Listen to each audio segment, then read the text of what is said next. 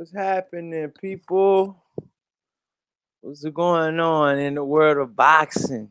You know what I mean? We live, we back. I know a lot of y'all ain't think we was coming back. We back though, you know what I mean? So yeah, man. Wow, bunch of stuff to get into today, man. I can't wait to get into it, man. You know, we got a live, we got a full lineup today, fellas, you know. Full lineup of boxing shit today, boy. I ain't bullshitting. Oh, Yeah, what's boy. up, Trex? What's happening?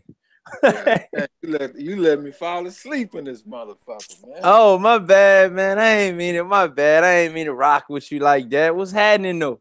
Yeah, good. You watching this Golden Boy shit? Nah, what they talking about? It's a card on Golden Boy right now on ESPN.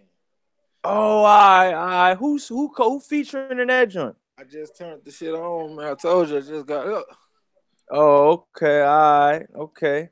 But yeah, man, I want to get in. What's up, everybody? How everybody doing in the chat, man? We live, we You know, back, baby. You know what I we mean? cover fights, man. Put on the goddamn Golden Boy shit, man. That's I'm what gonna have we to do. turn the camera around and if I cover the joint. Yeah, that's cool. It's All on right, ESPN too. all right. I got that shit on deck. You know how we rocking. Yeah. Yeah. I was gonna show y'all the fight, man. You know, I'll show y'all the motherfuckers the fight, but you know how we rocking. You know what I mean? Can't do What's that. happening with y'all, man? How everybody doing today? Yeah, what's up with y'all out there? ESPN, you know I speak in my shit. The shit talk back to me, man. You know how I rock with it. You know what I mean? Yeah. Already. ESPN, you already know, man. Shit here you talking, man. Shut up so I can, you know what I mean? Yeah. ESPN. It's Yo, ESPN how too, though. everybody doing in the chat, man? It's Timmy ESPN too. Diamonds. I'm back with another banger, buddy. Alteza, what's good? Black Horseman, what's happening? Jay Dallas, what's Gucci? What's up with Trap, y'all in the Trap chat? Media, what happening? And we back, dog. We back, man. But yeah, man, I want to get into this to this Adrien Broner shit, man. What the fuck was this guy thinking, man? Can anybody in the chat tell me and then it was so crazy because I watched the shit after they did the little squirm, the little, you know, in the press conference, after they did the press conference, right? I Yeah. looked at it and I was like, damn. He started saying, man, he pretty much softened it up what he said in the press conference because Lillard Ellaby was right behind him when he did like, you know, he did like he let the media talk to him after the press conference, and Lillard Ellaby was like right behind him the whole time. And then he was just like, you know, he was just talking like, you know, he won't even right there the whole time. I was like, God damn, dog. AB Trap Media said AB seems hurt. And then Timmy Diamond says he's having a meltdown because he's been alienated. Yeah, that could happen too, though, man. At For real. the same time, though, man, when you couldn't wait, that shit make your attitude bad than a motherfucker. You know what I'm saying? And a lot of fighters, when it comes getting close to weigh-ins, they all start tripping. I used to see Keith Thurman tripping, and all type of people be tripping when you cutting that weight, man. So I count most of that shit to that. Oh, you think that's what it is? Yeah, for sure. Yeah, man, but that's what I'm saying, man. I seen fucking what is it, Jamel Charlo? He did a couple interviews, man. He was like, wrong question. You know, that's a bullshit question. Like They he was all just be pretty much saying tripping. that he won't there for that smoke. He won't there for that Gervonta Davis. All this hoopla, all this chatter. Remember, we made videos and everything about it. About the beef between Gervonta Davis and the Charlo brothers, and now there's no smoke. Nobody wants smoke right now. There's no smoke for sale. Yeah, they got smoke on Saturday. They That's got what some I'm smoke. saying. They And got that's why smoke I for said that. pay. Yeah. That's what he said in the interview too, man. He was just pretty much like, man, look, man, he was like, you know, I'm here to get paid. You know, I'm not here for all the bullshit. I'm not here for that. You know what I mean? He said, I told my family I'm coming here, you know what I'm saying? And we're gonna get this check and we're gonna move on. He said, you know what I mean? But he pretty much they both, man. I ain't even hear AB talk about Charlo and them. Did you? I had saw a video, like the title, like he was kind of saying something about it, but I ain't even watch it, so I don't know what he But I'm said. like, bro, from the fucking 1,000 level each camps were on to this. Yeah. I mean, Gervonta Davis said, "Yeah, we'll see, nigga, when we go to New York, we'll see." But you know, when you cutting that weight, all three of them niggas cutting weight, dog. It's a different story, dog. Cutting that weight, dog. You feel like shit. I think a lot of that shit that AB was on, I think that had to do with him trying to sell the fight too. You know how that motherfucker, he gonna promote a fight, bro. That's why he one of the best selling fighters there is out there. You know what I'm saying? Or the most watched fighters. Shout out Dwayne. He said Broner is falling apart. He said his career is on the verge of being over. The pressure is getting to him. AB got demons. It's sad to watch. Wow. Trap Media said it's that feeling when everyone is riding with you, when you're up and you fall and you see what it really is. But when what he say? When I fast, I get irritated quick. You said fast.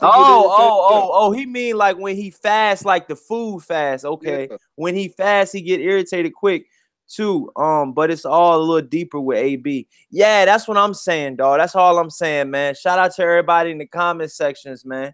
Cali Enigma, what's good, yo? What's happening?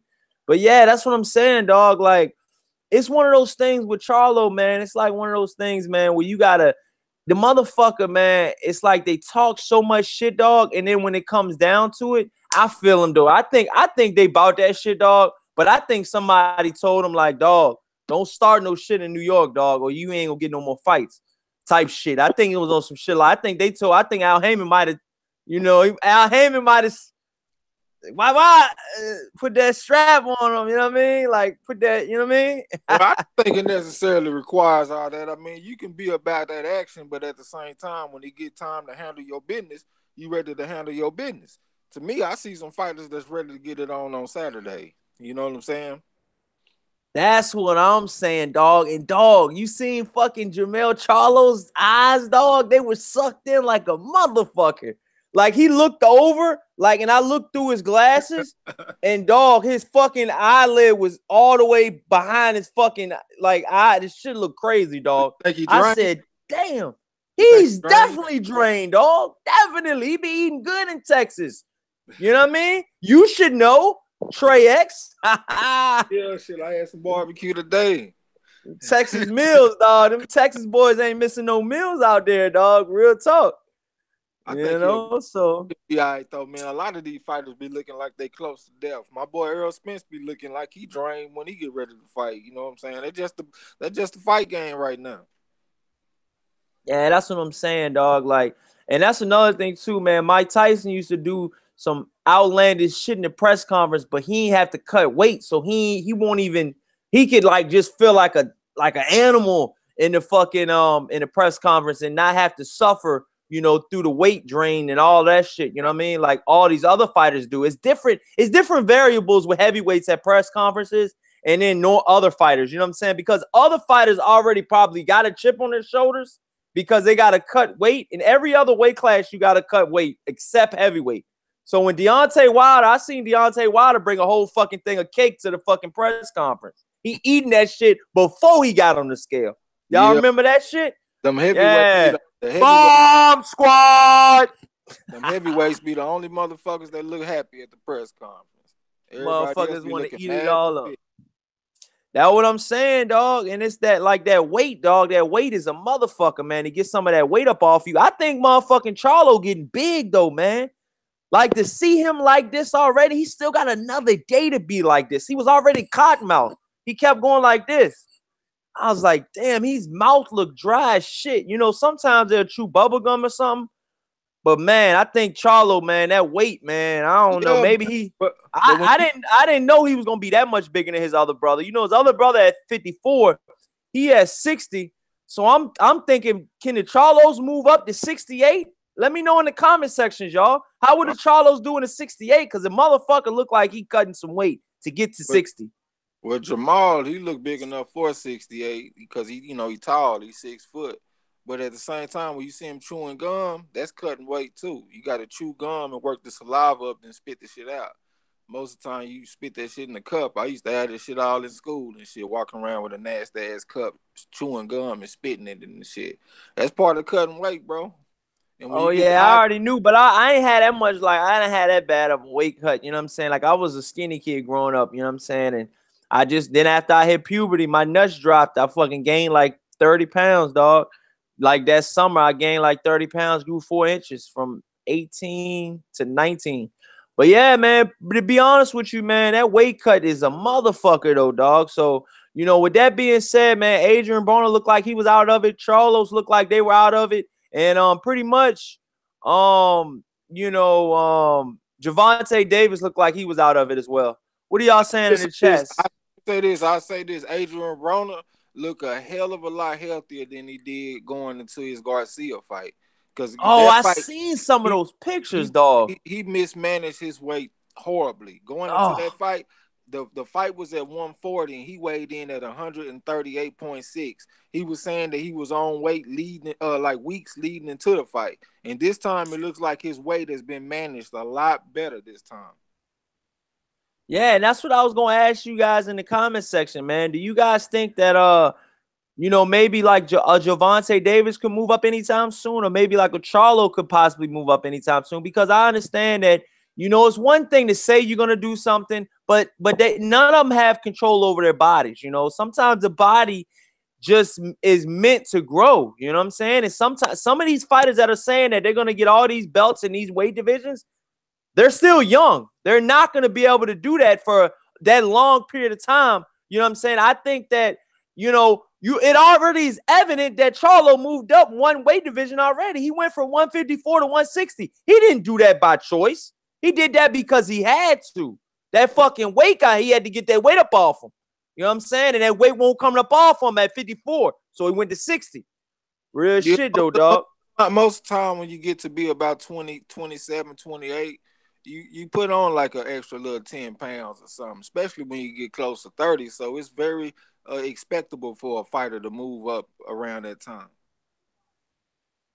Yeah, and that's what I was saying to y'all, man, in the chat, man. What they talking about, man? It says AB's head looked huge and Tank looked sick. Yeah, Tank did look kind of sick. I seen him he looked like he didn't really have a whole lot to say. I don't know if that's because he was on somebody told him to be on mute, or it was because I'm being honest with y'all. I'm being completely honest with y'all, man. Y'all might say I'm jumping or I'm reaching a little bit on this, man. But I'm being honest with all of y'all when I say this shit, man.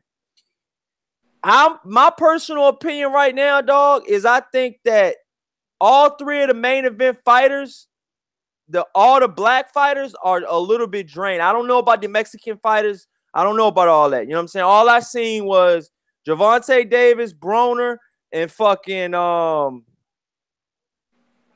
Davis, Broner, and Charlo. I seen all three of those fighters, dog, and all three of those fighters looked a tad bit weight drained. Is it due to all the off the field shit? I mean, all out the ring shit they had to go through to get through this camp? I mean, let's be honest now, man. We look at it as a small hiccup. They might look at it a little different because when you cutting weight, man, it's you don't need to have any distractions. Trey X, what's up?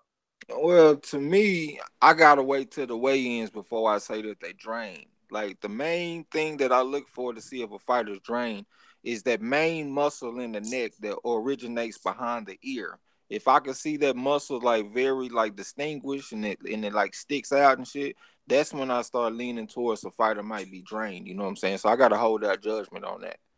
You gonna hold it? All right, but yeah, my personal opinion, y'all, is I think that all three of the main event fighters are a tad bit weight drained. I think Charlo and Davis more than Broner, because I seen Davis on they did an interview with Ellie Setback. If y'all go check that out. Gervonta Davis, I don't know if he's just irritated from the weight drain or what, but wasn't Gervonta Davis's last fight where he missed weight? Wasn't that his last fight where he missed weight? Yeah, I think so on that pay-per-view, right? Yeah, I think that's when he missed weight to his last fight. But what I'm trying to tell you guys in the chat is pretty much Gervonta Davis and Charlo. I think Broner's gonna be good because he knows he's got a lot on the line. I don't think he's gonna fuck this up. Plus, I think he got some money if he misses weight. They started putting that in contracts now for Broner because he's known for missing weight. But Charlo and Gervonta Davis, they just got to go through it. But I'm my personal opinion about the weight drain. I think it's more overlooked in boxing than what a lot of you guys think, man. Weight cutting is not a fucking easy thing to do, man. Especially when you're walking around with, like some of these guys are walking around. From what I'm hearing, both Charlos be walking around at 180 something, dog. Both of them, dog.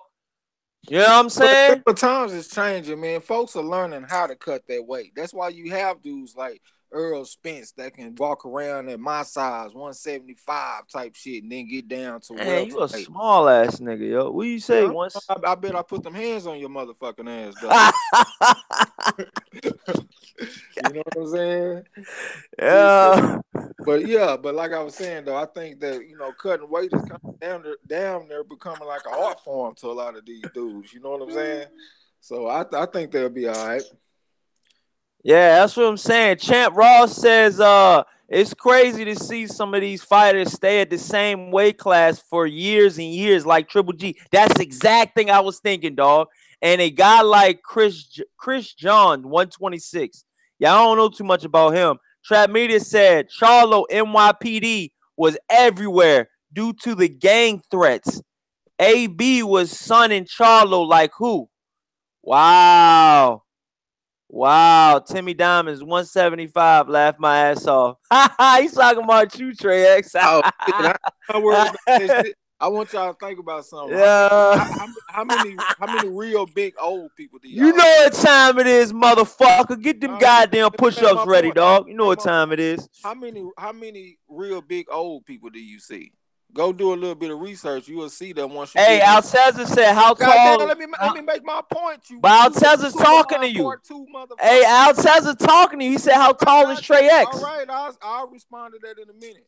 But like I was saying, if you do a little research, you will see that every inch that you get over 5'9", your chances of developing cancer increases. You know what I'm saying? So it's a benefit of being small. You see a lot of the real old motherfuckers be small, so I ain't tripping. It's all good. And I done had plenty of bitches. I done done all. Nah, here you go with that shit again, dog. I done had a good life, bro. I'm about 5'9", though, to answer your question. I'm about 5'9". Me and Earl Spence about the same size. I'm about Earl Spence size. Yeah, he a small nigga, but you already know. But Trap Media says you fast for 3 days, and on day 4, your body goes into ketosis. He said, then you keep the carbs low and take in fats. Wow, you Trap Media is breaking that shit down, dog. What's up? What's happening, Ronald Finkley? Timmy Diamond said, holla at me. Trey X. Holla about what? Trey. What are you talking about? Yeah, you want to see what that Texas shit do, dog. What's happening? What, you talking about sparring or something? You know, I don't know. They call him up. Yeah, dog, dude hit me up with the other day, though. Then he started vibing with me, though. I'm like, yo. He like, yo, where you be at? I'm like, yo, I be near DC area, DMV area. He like, yeah, I got a couple bitches out there. Yeah, we need to get this shit on since we can't handle this shit in the chat. We need to get this shit on in the chat. I'm like, dog, I just met this dude.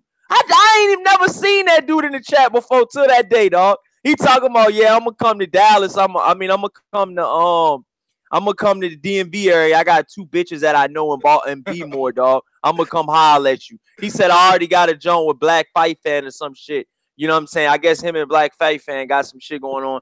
I'm like, dog, who are these trolls that just want to spar, dog? Like, get out of here with that shit, dog. I wasn't looking at the chat then, but I went back and looked at the video and I saw the chat. That motherfucker was pretty yoked up too. That nigga had something. Hey, listen, man, that motherfucker. Hold on. He had something thick and black in a motherfucker on that picture. That motherfucker have all the yoke he want, goddamn it. I got a little bit more for him. You know what I mean? But nah, Cesar said, what's your weight and height, Corey? Shit, I'm 6 foot, man, 220. But I mean, real talk though, man. Size ain't nothing, to be honest. Size ain't nothing, dog. So don't think because a motherfucker big, dog, because I didn't see in the gym a motherfucker get fucked up and a motherfucker be about Gervonta Davis size, dog, and a motherfucker be about my size, dog. Real talk. You know, so I'm going to be honest with y'all. You know, size ain't shit, to be honest with y'all. But yeah, I mean, to be honest, so, you know, at the end of the day, man, you know, guys stay at weights for a certain reason. I think guys stay at weights, you know, to try to get all the belts like, you know, Gennady Golovkin. But I personally think it's going to be a time and a place, man, where I even seen at the Canelo fight, dog. Did you see Gennady Golovkin? He looked weight drained in a bitch, dog. Y'all go look at the Gennady Golovkin, Canelo weigh-ins, dog. Triple G's eyes were like all the way back here, dog. I was like, damn. But I mean, shit. Let me respond to the Triple G shit. But the thing about Triple G is not a big middleweight, man. The motherfucker's 5'10", bro. He barely bigger than me. You know what I'm saying? So, I mean, you got motherfuckers like Jamal Charlo. He motherfucker 6 foot tall, man. That's one reason why he a bad matchup for Triple G. So I feel like that's one reason why he can stay at that weight, because he a small middleweight. Oh, you think he can? Yeah, for sure. He a small middleweight, man. Yeah, that's what I'm trying to tell y'all right now, man, in the chats, man. You know, a guy like Triple G, man, you know, he could probably make the weight, but he is going to get a little bit of weight drain as well, too. You know what I'm saying? Because you got guys coming at Triple G like Charlo. You got guys like Billy Joe Saunders. Billy Joe Saunders is not no small middleweight, dog. They ballooned up to 2. He was like 210. He was my size. Yeah, that motherfucker was my size, dog. Yeah. I mean, mind you, some of that shit was fat, but I mean, I'm being honest. Billy Joe Saunders was 215 when he held the belt, dog. That's unheard of. That's unheard of, dog. That's crazy, dog. You know that motherfucker got some IVs when he on his fight comeback, when he went all the way down to 160 and he that weigh in, you know he got some IVs that weigh in though. You know what I'm saying? Yeah, I just looked at the comments. I see they calling for Suleiman down there. Suleiman. Where's Suleiman, man? Yo, Suleiman, wild though, man. We gonna get him back though. He gonna be back on the show, man. I think he working tonight though, man. You know he like a security guard. I saw him down in the comment. Where he at? Oh, Suleiman in the comments? Yeah, he said good evening. Suleiman. Oh shit, Suleiman. They calling for you, dog. Let me send Suleiman a invite, man. Black Horseman talking about Luigi. No, that's Wario, bro. Yo, let me send Wario, because that's Abel Sanchez is Wario, so we gonna give him Luigi. You right, bro. Yo, this motherfucker Suleiman, dog. Suleiman, check your text, dog. Check your inbox, dog. I thought I sent your motherfucking crazy ass one already. You say you gotta go to work. Yeah, I knew that. You don't need your gun either. Just remember, you can just talk a motherfucker to death. You don't even need no gun. Yo, my people hit me up. From out this way. They was like, yo, who is that other motherfucker on there, yo? I was like, yo. They was like, who is that other light-skinned motherfucker on there, man? I was like, yo, cause then, yo, if y'all seen the Suleiman joint, it was like 2 shows ago, dog. We had Suleiman live on air. This nigga rap for us, dog. Like, yo. Yeah, he kicked the flow. Motherfucker kicked the freestyle live on air. I said, yo, we cutting the show right now. Hey, shout out to Suleiman for kicking the flow there. Yo, Suleiman. Once I get all this shit together, like once I get real good at this shit, y'all, I'm gonna have sound bites from all the sweet shows, like, you know, from like Suleiman rapping, from like Suleiman saying like I'm gonna be a Hall of Famer like announcer, and then from like Trey X doing the push-ups. We're gonna have all that shit on there, dog. Your own motherfucker. Yeah, we're gonna have you on there too, dog. You know what's up. But yeah, what the chat's talking about though, man? What y'all talking about in there though, man? Being Alaska and got inactive, need to go back to Florida. Alteza, you in Alaska, dog? Shout out Alaska in the building, dog. God damn, he was saying he was 5'11", 210 when he in shape. He about 185. Yeah. Somebody Hey, went to man. Alaska and got inactive. Yeah, that's what he's saying. Hey, man, like I said, dog, y'all gonna get, it's all good, man. You can get back in shape whenever you want to, man. Like I said, I got this white dude I work out with at the gym, man. This dude like a headbanger type dude. This dude is for real though, dog. He be, man, like no homo. He be wearing my ass out. When I get home, I be tired as a motherfucker. That's why sometimes I want to do the live shows with y'all, but after working 10 hours straight with no lunch and then going to the gym after that, and then probably hearing out what I gotta hear when I get home. And then That's a whole nother story, dog. But look, you can use that cold weather to your advantage too. You got two different types of fat. You got white fat, which is regular adipose tissue, and you got brown fat, which is like a big cluster of mitochondria. You can stimulate that brown fat with phasic muscle contractions, aka shivering. So if you work out outside, it's gonna stimulate your workout and boost that shit, and you're gonna be able to burn more fat if you do that. So use that cold to your advantage, bro.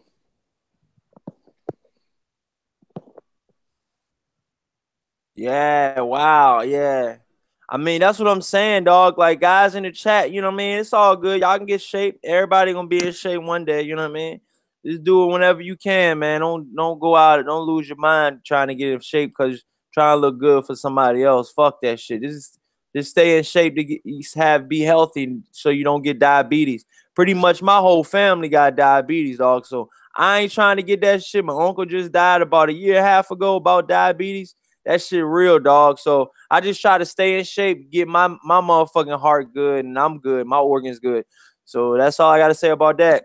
But on another note, I'll beat the shit out of Trey X. But you already know.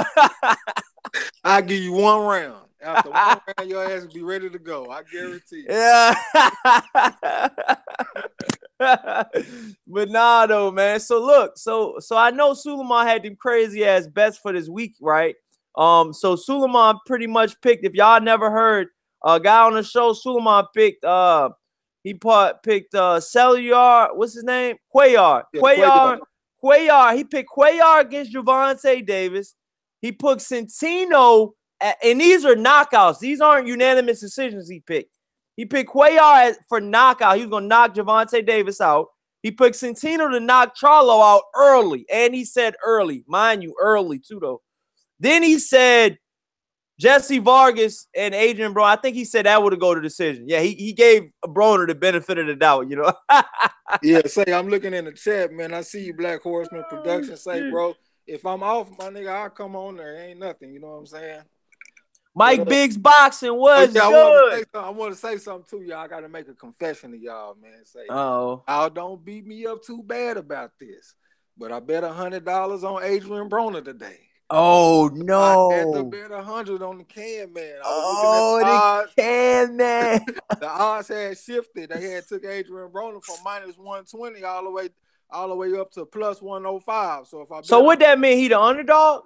Yeah, he the underdog now. You know what I'm saying? Adrien Broner's officially the underdog. Whoa! Yeah, it was about a pick 'em. When I first looked, it was -130 for Vargas and -120 for Broner. So that meant that Vargas was a slight favorite. And then the odds stayed pretty much the same for Vargas, and then Broner went all the way up to +105. I said, fuck that. I got to drop 100. You know what I'm saying? For real? Hell yeah, on Bovada. Had to. Damn, yo. So you dropping 100 on Broner. I had man. But you the main, that's the main, one of the main sound bites I was going to make when you said these Mexican fighters eating that. Broner. I know. God, you was the one said that, dog. I know. You said that on this show, dog. But you know what? I went back and I looked at that Vargas against Saddam Ali fight. I didn't remember Vargas looking that bad, man. He was fighting in straight How did he look in that fight, dog? He wasn't doing nothing spectacular in that fight. And as a matter of fact, Saddam Ali hurt him a couple of times in that fight. No. Yeah, and I thought Jesse was better than that, bro. I thought he I thought he used his angles and shit better. I didn't know he came straight in at a straight line. When I seen that shit, I was like, man, I'm riding with the can. Riding with the can. When you say easy money. And then this another thing. I think the money wants Adrien Broner to win because Trap Media said you tripping, Trey X. He said you Vargas fuck. He said fuck Saddam Ali up. But go ahead. Find me $100, everything all right. But one thing that I was considering is that I feel like the money wants Broner to win because I feel like in the future Broner can generate more money than Vargas. So I figured that in too. So I'm like, man, fucking around with the can man. So what makes you pick Adrien? I know what you just said, right? And I know you just said because Adrien Broner, Trap Meter said he should have bet me. Oh, he said I'm sure Vargas fucks Saddam Ali. Nah, he said you should have bet him, dog. He's Trap Meter said you should have bet him in that bet. You should have bet him, dog. Trap Media picking Vargas. Oh yeah. I said I should have bet him. I said it's all good, man. I mean, just $100. I mean, that ain't gonna make or break nobody. You know so look, if you bet $100, what you getting back, homie? I just get back 105. You know what I'm saying? Oh, that's all right. But you said you had to take that though. Yeah, I had to jump on, bro. For real. I feel like Broner. So what? Hey, look. So what was the bets? What was the betting odds on Adrien Broner? At first, before you placed your bet. First looked up there, I saw Adrien Broner at -120. That means that you got to bet 120 to win 100. And then the odds went all the way up to plus 105. That means you bet 100 and you win 105. You see, that's a big. So that's what I'm saying. So if you bet 100 before, like let me be honest to all the viewers out there, because Trey X is my casino motherfucker, dog. Shout out Trey X, dog. If I want a good bet, go to Trey X, dog. We got a good better in the building, dog. Shout out Trey X. But all I'm trying to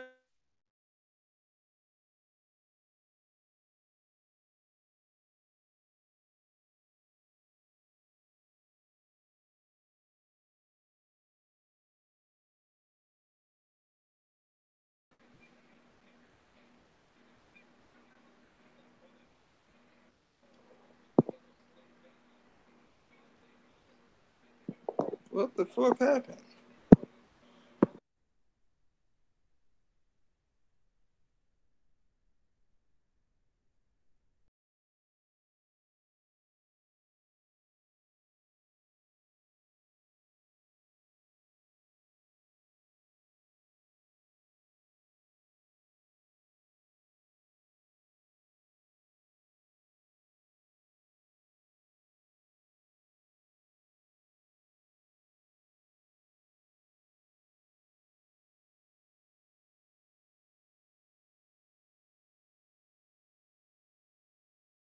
Yo.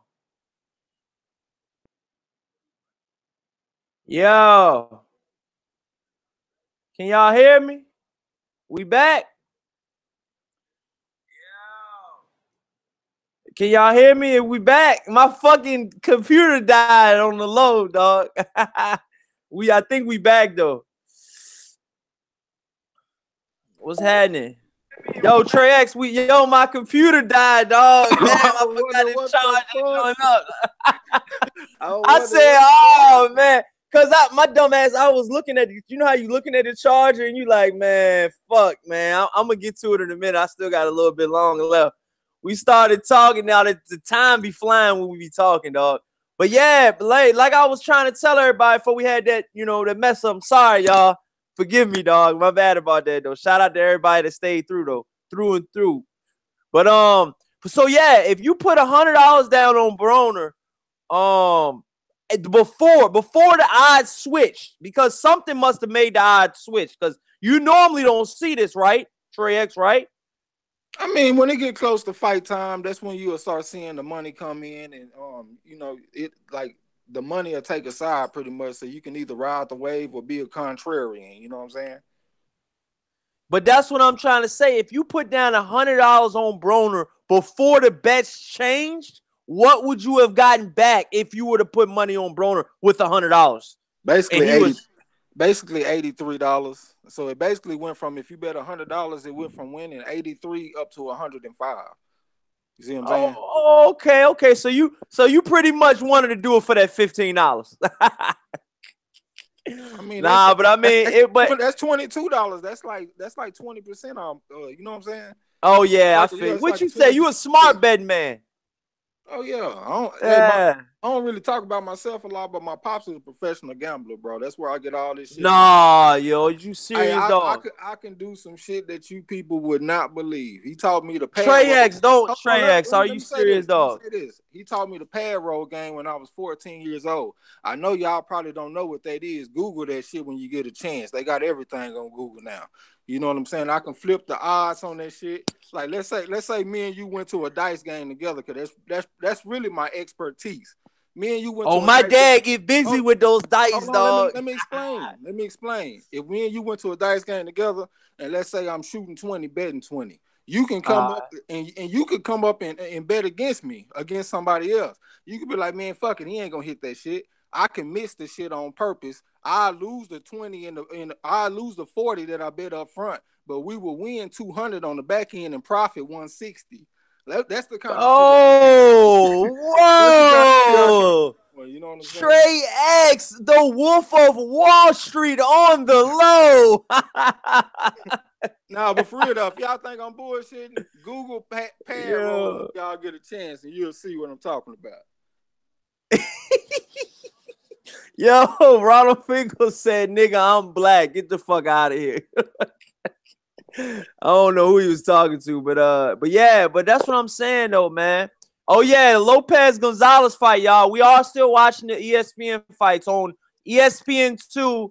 Lopez versus Gonzalez. They're in a fucking hail of gunfire. It's only the third round. A hail of gunfire right now, man. Lopez versus Gonzalez, man. This is a fucking brutal fight. It's only the third round, y'all. If y'all are not watching the fights already, it's live on ESPN2. Golden Boy, Ronald Finkel's boy, Oscar De La Hoya is putting on the show today. All right, y'all. Shout out Ronald Finkel in the chat, dog. Nah, fucking Oscar De La Hoya got to get his shit together, dog. Probably seen a brother on there, but he was from Africa. You know, I did. I think I did see somebody from over. Yeah. No brothers allowed on Golden Boy, man. That shit crazy. That shit crazy than a motherfucker, dog. Ooh, motherfucker landed a looping right hand and a left hook. That shit look like it hurt like a motherfucker. Man, I'm throwing this goddamn charger away, dog. I got this charger from 5 and Below. They got these stores out here where I live at, right? They like 5 and Below. They pretty much a store where you get everything in the whole store is $5 and under. And dog, they be having these good ass chargers, but they only last for like goddamn 2 months though. They be $5 though. You can't pass the deal up. They iPhone chargers at that. Talking about what my betting website. I'm on Bovada. Yeah, tell them motherfuckers where you at, man. Tell them where they can find you at. We're gonna have a segment, dog. We ain't gonna talk about nothing but gambling, dog. Cause Trey X do that shit. Real talk. Real talk. And he'll teach y'all some shit on that, dog, too, though. Hey, I can't see the chats for a minute, Trey X, so let me know what's going on in the chats, all right? I see one dude asked me, he said, what's my betting website? I'm on Bovada, bro. I got some local people that I fuck with, too, you know what I'm saying? But I'm fucking with Bovada for right now. Oh, shit. Cali Enigma's in the building. Uh-oh. Welcome, homie. And we're back with another banger. Yeah. OG. What's up, family? What's cracking? How you doing? We good. Man, shit, we ain't doing nothing. Just watching the fights, dog. Just chopping it up, man. You know, Thursday night show, man. I seen Fanon get on at 8, so I pushed my joint back a little bit. I said, I'm gonna respect that nigga. But yeah, what's up with you, Cali? What's happening? Oh man, just chilling, man. At work right now. You at? I knew something was up, dog. Damn. Yeah. That's dedication, dog. He called in at work. That's what Suleiman did too, though, dog. Yeah, man. I'm chilling here at work right now. Get ready to get it in, man. I was actually talking about Jamal Charlo earlier, man. Jamal Charlo and how I think it's gonna be a while before he actually gets a title shot, because you can see the WC haven't enforced their rules and allowing for, because I believe that what is my name? Sebastian Hyland? He didn't even get his shot, right? So I mean, Triple G hasn't even defended the WBC yet. So it doesn't matter who it is. If it's Canelo, it'll be even worse, But Callie, I don't mean to cut you off, but let's be honest. I'm asking you. I don't know how long you got, Callie, to burn. How long you got to burn? Because I don't want to talk your head off if you ain't got that long to burn. Oh, I got time, bro. All right, so look, Callie, I'm gonna ask you this, and then Trex, this question goes for you too. And when y'all assess these motherfuckers' resumes, dog, let's be honest, man. Let's be honest, y'all. Let's be honest. That's the question, man. Does Triple G have a respectable resume, y'all? Hell no. I mean, let's be honest now. We being honest now. Hell no. Outside of his last 3 fights, who has he fought? Oh my God, dog.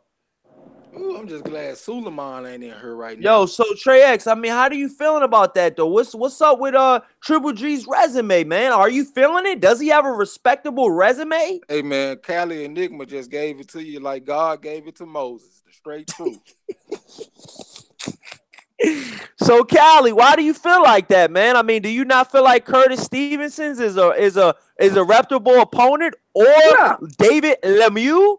Or what about even you got the likes of Gabriel Rosado. They said he was pretty good at one point. He was a 154 pounder. Besides the last 3 fights, the only fights that was kind of credible was Martin Murray and David Lemieux. I had a little bit of respect for them, but all that other shit, bro, that shit was tied in the motherfucker. Are we really excited about David Lemieux though, who really doesn't have any skill set outside of power punching? I mean, if you have any kind of defense, he can't do nothing with you. Let's just keep on giving Lemieux, man. It's just real. As long as you stand right there in front of him, he has a chance. But if you have any kind of defense, if you can slip punches, he can't do nothing with you. He can't. But see, what I gotta say to counter that though is, when David Lemieux is fighting, dog, you gotta respect his power, dog, for all 12. Because I've seen David Lemieux lose a lot of rounds. But he's got that equalizer, dog. And just like Deontay Wilder, that equalizer is good for 12 rounds. That's what Klitschko said about Deontay Wilder, and that's what I'm saying about David Lemieux. So I think David Lemieux's trouble for anybody. It's just that you got Golovkin with a little bit of Olympic pedigree, and then he's a silver medalist, and then you got Billy Joe Saunders with an extensive amateur background to get those David Lemieux sledgehammers out of the way. But other than that, man, like you said, man, I don't think Triple G's had those type of credible names. Whose resume would y'all favor more? Charlo's or Golovkin's? Personally in the comments too.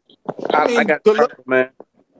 Charlo has a more credible resume, but it's not by a lot. Wow. Charlo did at 154. Wow. But Charlo did at 154, especially taking out J-Rock. Name someone on J-Rock's level that Triple G has taken has knocked out. Oh man, wow. I mean, do you want me to go? I mean, like I said, I think Triple G, in my opinion, right now, dog. I think he's a really good fighter, but I also think he's one of those type of fighters that doesn't get enough respect. I think Gennady Golovkin could get more respect, but it's the dumb shit that his promoters do. I personally think Triple G will fight anybody they put in front of him, but you gotta understand it's not in his hands. It's in his backers' hands. That's the difference between Al Heyman's fighters and, a guy like Gennady Golovkin. A guy like Gennady Golovkin has a huge back, and he's got a huge representation. He's got K2 Promotions behind him and Tom Loeffler, man. So they're not going to just put him in there with any type of, threat, I feel. Because he's at the tail end of his career, and I think they're going to try to get in a return investment. Like, what type of fight is Vanes Monterosi, man? I don't want to see it, man, personally. What about you? Well, I don't want to see that. Dude ain't fought in 2 years, man. And he's a junior middleweight, so I don't understand how anybody, but I see people co-signing this, too, because at the end of the day, the Triple G fans who co-signed the Vanes Monterosi were the same ones who were afraid of Jamal Charlo. Like, who did he fight? I said, who did Dominic Wade fight? And they can never give you a good response. They said, this one, but he was his mandatory. I said, Jamal Charles is mandatory. And they have no response for that every.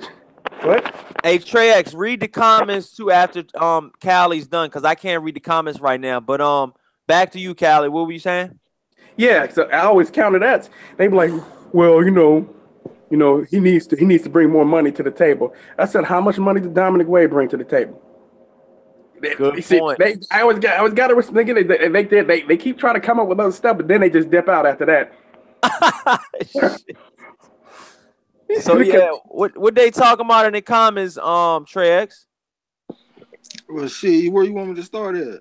Just start what they was talking about in the last, 2-3 minutes.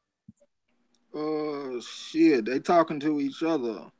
Oh, okay. If y'all got any questions about Triple G or how y'all feel about Triple G, voice y'all opinion, man. It's a show y'all can do it on.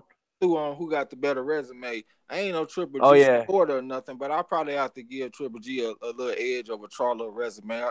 I mean, Triple G done had a lot longer to put his resume together. You know what I'm saying? But I think I give him the edge. I mean, Canelo, I know a lot of his fights he arguably lost the motherfuckers, but I give him credit for Jacobs and Canelo and shit like that. You know what I'm saying? Well, that's what I'm saying. Like Triple G's last 5 opponents were Saul Canelo Alvarez, Danny Jacobs, Kell Brook, Dominique Wade, and David Lemieux. Out of those 5 opponents, who would y'all consider the best? Probably Jacobs, I think. Yeah, Jacobs beat him. Kell Brook was beating him until, but here's the problem. I can't give him credit for Kell Brook. Hold on. Are y'all just gonna skip my boy, the beefy Canelo Alvarez? Wow. No. Yeah, I do. I was gonna say Kell Brook. The reason I'm not gonna count Kell Brook is Kell Brook never got a chance to acclimate himself to the division, so I can't give him credit for that because he fought a welterweight. No matter, I don't care. People say, well, he was bigger. It doesn't matter. He wasn't used to taking punches from a 160-pounder. So you need to acclimate yourself to that division, and that matters, man. It actually matters to just jump up 2 weight classes. It wasn't a wise decision, man. It just wasn't. I believe if Kell Brook had got 2 fights underneath before he fought Triple G, he would have beat him. That's what I think, dog. That's what I think, man. Callie, good point, man. I think Kell Brook should have got acclimated first.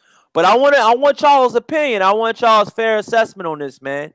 Do y'all think Danny Jacobs won the first fight? And there's another question to this. Do y'all think Danny Jacobs will get the rematch?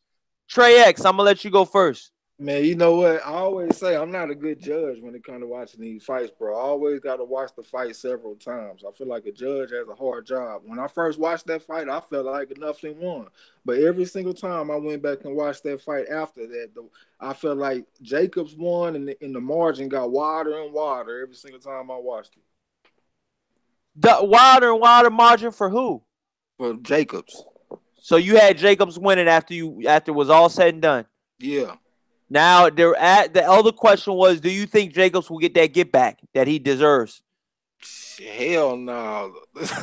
I don't think so. Shit, Golovkin got in one little fight and his mom got scared, said, "You moving with your auntie?" Oh, no.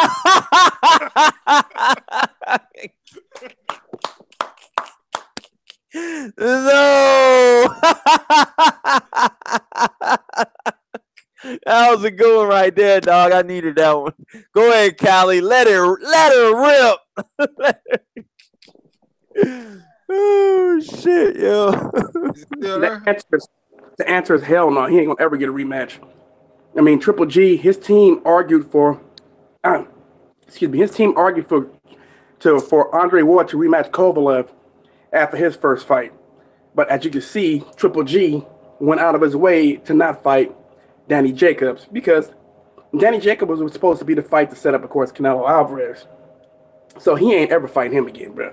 I'm going to tell you that right now. He will retire or move up before he ever steps in the ring. In my opinion, only way he going to go up to 168 is to fight James DeGale. He ain't going to fight no Ukadagi. He ain't going to fight I can't think of it. David Benavidez.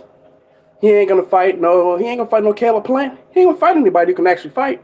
I'm gonna tell you that right now. He'll pick James DeGale because James DeGale will bring a little bit more money in the UK too. So he'll fight him, but he'll only throw out Jose Ramirez. He'll only fight out Jose Gilberto Ramirez. Not excuse me. I mean, he'll only throw out Zerto Gilberto's not Jose. Excuse me, Zerto Gilberto Ramirez because it's good to draw attention to yourself. He loves name dropping, but he's never gonna fight any of them guys. So you can forget about him fighting any of those dudes at 168 that I just named, except for James DeGale. I can tell you that right now. James DeGale was the weakest link. He's at the end of his career as a shot fighter. So I can see him, if he can get James DeGale, if James DeGale still has his title after the Canelo fight, I can see Triple G going up and getting one more money fight and then retiring. Unless he can get a third fight with Canelo Alvarez, which wouldn't surprise me either. So that's why I was saying I don't think that Jamal Charlo's getting the title shot until either the fall of 2020 or sometime in 2021. Shout out Trap Media in the fucking building, man. He said Danny Jacobs won the fight. He said Danny Jacobs won 9-3 at Corey Lee Boxing, man. Shout out Trap Media. Ronald Finkel said he should at this point, doesn't he have a fight? And then he has to fight someone else. And then Champ Ross said Jacobs won on my card 114, 113. Then Dwayne said Triple G gonna avoid Jacobs. Triple G can't handle movement. Then Champ Ross said close fight, but I thought Jacobs pulled it out. And then Alteza said no get back if Abel Sanchez has anything to do with it. And then Mike Biggs said he'll be back. But like I said, man, to answer all you guys' questions in the chat, man, and pretty much rebound off of what Callie said, man. I understand that Triple G at this point, I think he is still a viable threat. I would just love, wouldn't y'all just love to see a Charlo Golovkin fight next, man, and just scratch the Canelo, man? I mean, I'm being honest with y'all, man. I would, but you heard Abel Sanchez. Abel Sanchez, if you've seen every time he's been interviewed, he got interviewed twice by Dante's Boxing Nation, and they talked about Jamal Charlo, and he's all scared to death. I mean, like, what did he do? What did he do? He doesn't deserve anything, man. He doesn't deserve anything. He's rude. He's a rude dude. Yeah, I heard that. Like, what does rude have to do with anything, dog? Canelo was rude. Canelo and fucking Triple G was beefing before they fought, dog. Triple G was saying all the right things because he was sucking his.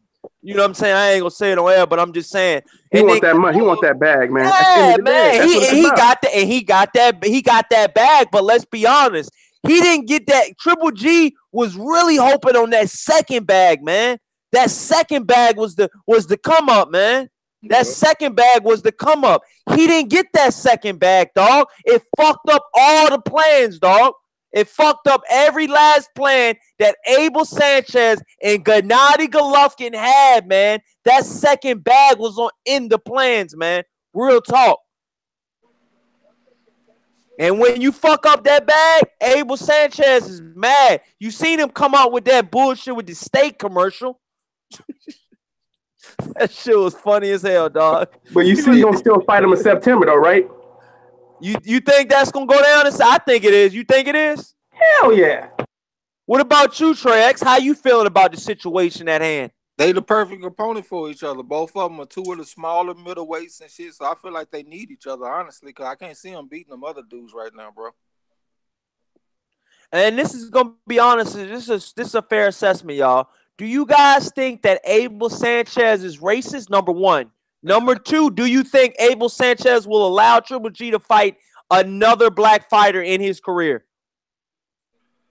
Cali Enigma, let her rip. Yeah, if he has no power. If he has no power, or if he either he has no power or he's slick, but has power, has no chin, but he has no movement. So he's got to be flat-footed and have to be able to stand in front of him, and he can't really do any damage to Triple G. So he has to be one-dimensional in order for Abel Sanchez to put him in the ring with another black fighter. He'll put him in with a black fighter. It just has to be, will he put him in with an elite black fighter? And the answer is hell no. Not a chance. No chance, no how. So that means Danny Jacobs, Jamal Charlo, Demetrius Andrade have no chance. He's not even going to put him in the ring with Sergey Derevchenko from the Ukraine. So... Alteza, before you go, Trex, Alteza said a fucking awesome point in the fucking chat. He said Abel said it himself. Trainers train not knowing if they're ever going to make any money out of this. When you get a cash cow, you protect that cash cow. Great assessment, Alteza. And then Daniel Johnson said, "Hell yeah, Abel Sanchez is racist. Let her rip, Trey X." Well, shit, I can't really just say the motherfucker racist because I don't know, but I will say that the motherfucker know too much about boxing not to have a healthy respect for the black fighter, because we got one of the most decorated traditions and histories in this whole sport. So that motherfucker know that a black fighter is dangerous, and like Callie said, especially a multi-dimensional black fighter. So that motherfucker ain't stupid, man. He ain't gonna put him nowhere near nobody that's a threat. They too close to a big payday with Canelo again, like you said. And then Dwayne in the chat said Abel will only let him fight a black fighter if that black fighter's in a wheelchair.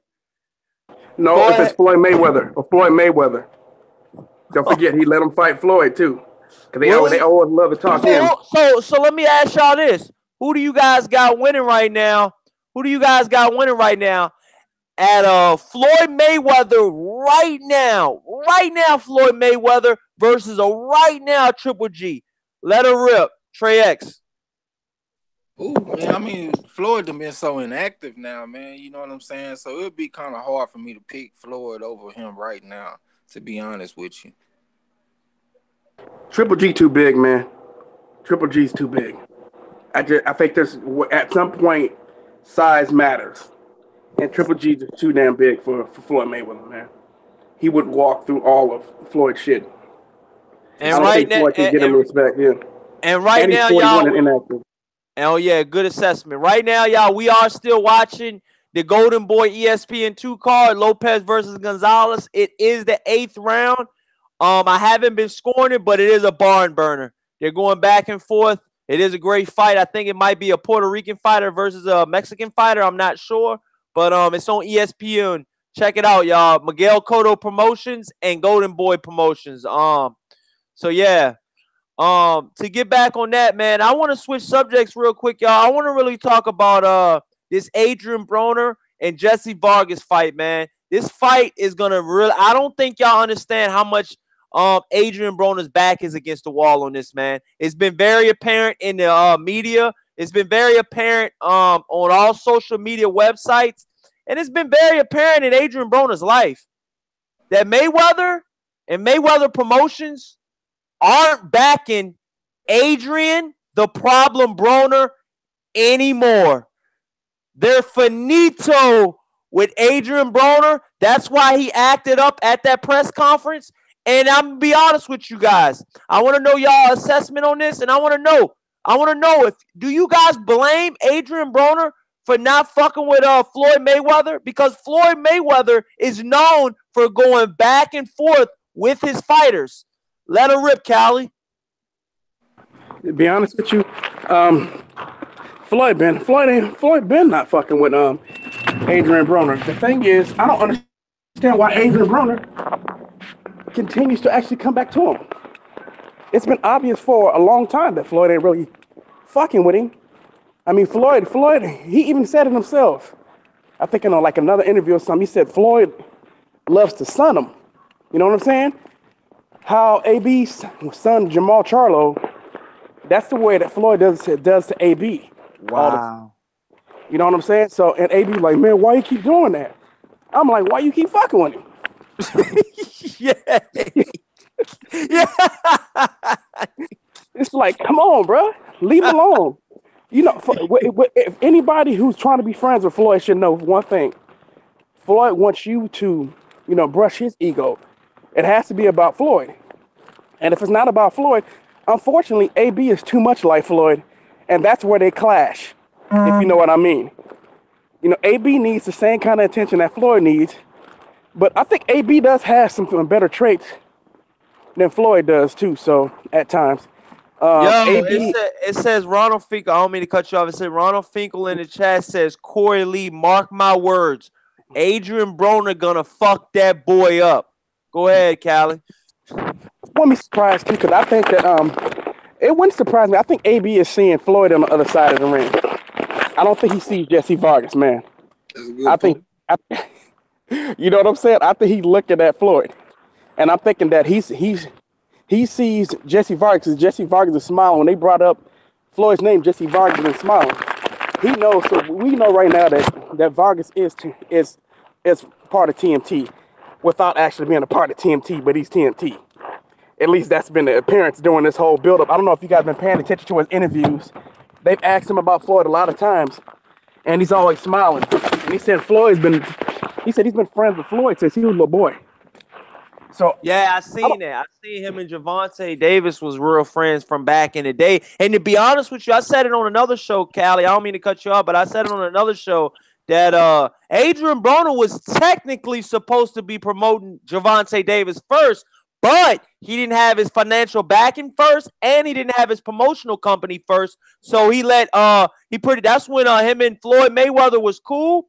And to be honest with you, after me seeing everything and the way everything has played out, I honestly think, man, and this is my heart of hearts, I think Gervonta Davis got brainwashed by Adrien Broner about the Mayweather situation. Because leading into that camp, Gervonta Davis was fine with Floyd. I mean, he had his riffs here and there, but he never blackballed the guy like he's doing now. I mean, he wouldn't even speak Mayweather Promotions' name. He said, I want to thank God for giving me this opportunity. You know what I'm saying? And I want to also thank Al Heyman, for getting me here. And he never once said Floyd Mayweather or Mayweather Promotions. Not one time. Don't fucking bite the fucking finger that feeds you. Go ahead, Trey X. How you feel about it? Well, me, man, it's kind of hard for me to understand Adrien Broner. Boxing is the ultimate solo sport.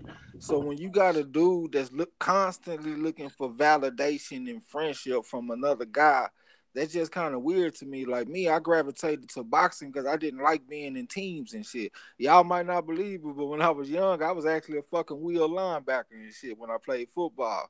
And I got tired of losing these motherfuckers dropping passes and fumbling balls and all that shit. So I went to boxing. It's just me. I can rely on myself. So Adrien Broner, this motherfucker doing the same thing, but he constantly looking for friendship. I need a brother. I need family. I just can't relate to the shit. So I don't really understand where the fuck he coming from with that shit. You know what I'm saying? To me, it look weak as fuck. But I'm picking him this weekend. I'm riding with the can man. I think he look at Floyd too as a brother, but I also think he looks at Floyd as a father, man. I think he's looking for that fatherly love, and I don't think Floyd is capable of giving that, man, because of how Floyd's upbringing. You know what I mean? The fact that both his parents were in and out of his life and shit, things of that nature, man. So I don't know if Floyd can give him what he's looking for, man, because I think Floyd is looking for the same thing that he's looking for, if you know what I mean. And another thing, like, have y'all done heard the saying, like, this town isn't big enough for the both of us, and that's like some alpha male shit. And like Floyd is an alpha male. I don't see how you can get along with him being another alpha male because you're gonna clash. That's why you seeing him getting into it with other alpha males like his father. To be around Floyd Mayweather, you got to be a beta male. And I remember Brother Ticket TV got mad at me one time because I said TMT was full of beta males. But that's just what I saw. If you constantly kissing up the what you say? What's beta male and alpha male? What's the difference? What? How you say? What did you say now, Trey X? I mean, a beta male is just one of them weak ass motherfuckers, and an alpha male is like a strong leader type motherfucker. You know what I'm saying? And Tom Loeffler describes the beta male. You see how he gets ran over by how do you get ran over by a fucking cross dresser, bro? I mean, look at he's getting ran over by a cross dresser. Yeah. With Oscar versus Tom Loeffler. Yeah. That's male versus alpha male classic. Right? Yeah. I'll just bow down. I'm like, yes, sir. I'm like, but to be honest with you, man, to be completely honest with you, to kind of have Tom Loeffler's back a little tad bit, wouldn't you kind of, not bend over in a way, but wouldn't you kind of like, have a little leeway, in the negotiations with Triple G, this quote unquote killer versus Canelo, this pretty boy? I mean, don't you want to kind of, as you're backing the quote unquote killer, and he's supposed to go out there and straight kill Canelo, wouldn't you, you know what I mean, try to be nice to the guy too? I mean, I know I would, because if he were to knock Canelo out, Triple G were to knock Canelo out, dude, the top of the mountain would have looked so fucking beautiful. I think he would have won over a lot of Canelo fans. What do you guys think? If he would have knocked out Canelo, and if he would knock out Canelo in the second fight, how do y'all got it going? Well, I would, but here's the thing, though. This is my problem. Why I think that Tom Loeffler, like I said, I'm gonna answer your question, but this is why I think Tom Loeffler's beta, because Tom Loeffler's like, you know what, motherfucker, man, if you're not gonna give us what we want, which is to me, because Tom Loeffler, they could have got a lot more money out of that than what they think. I think they only ended up with getting like $10 million or something out of the deal. I mean, come on, man, you could have got a lot more money out of that. All they had to do was like, man, fuck you. We got other options to fight other people, man. Because I'm gonna tell you this right now, Oscar De La Hoya, he could have threatened Jamal Charlo without actually being serious about fighting Jamal Charlo. Because I'm telling you right now, you can see that Oscar don't want Canelo Alvarez versus Jamal Charlo. He kept him away from him at 154. So how about you? And this is where Dom T. I swear I don't mean to cut you out, but I done looked over Dom T. Dom T. Shout out Dom T. You might be new. I'm not sure if I seen you before. I might have seen you. If I did, if you've been in here before, I'm sorry. But shout out Dom T in the chat. He said a lot of good points, man. I just want to get to a couple of them. He said Jesse Vargas used to be signed to Mayweather Promotions before he left for Top Rank. And then he says Floyd brainwashed Gervonta before and without AB. AB wouldn't have Gervonta Davis. And then he says Gervonta's being loyal to AB. That's his day one. All right, fair enough. Go ahead, Callie. That's what Go ahead. Yeah, I just wanted to make a point about that alpha male shit again. Like we was talking, like if you look at somebody like LeVar Ball and his kids, like if you in the environment at all times where you being dominated by an alpha male like a LeVar Ball or a Floyd Mayweather, it kind of trains you to become a beta male because you always being a yes man and capitulating to their demands and all that kind of shit. You know what I'm saying? So that's why I feel like a fighter under somebody like Floyd Mayweather is kind of conditioned to be an alpha male because the beta male, my bad, because you constantly got an alpha male like Floyd Mayweather in the building. You know what I'm saying? Yeah, so do y'all think that Gervonta Davis is an alpha male or a beta male?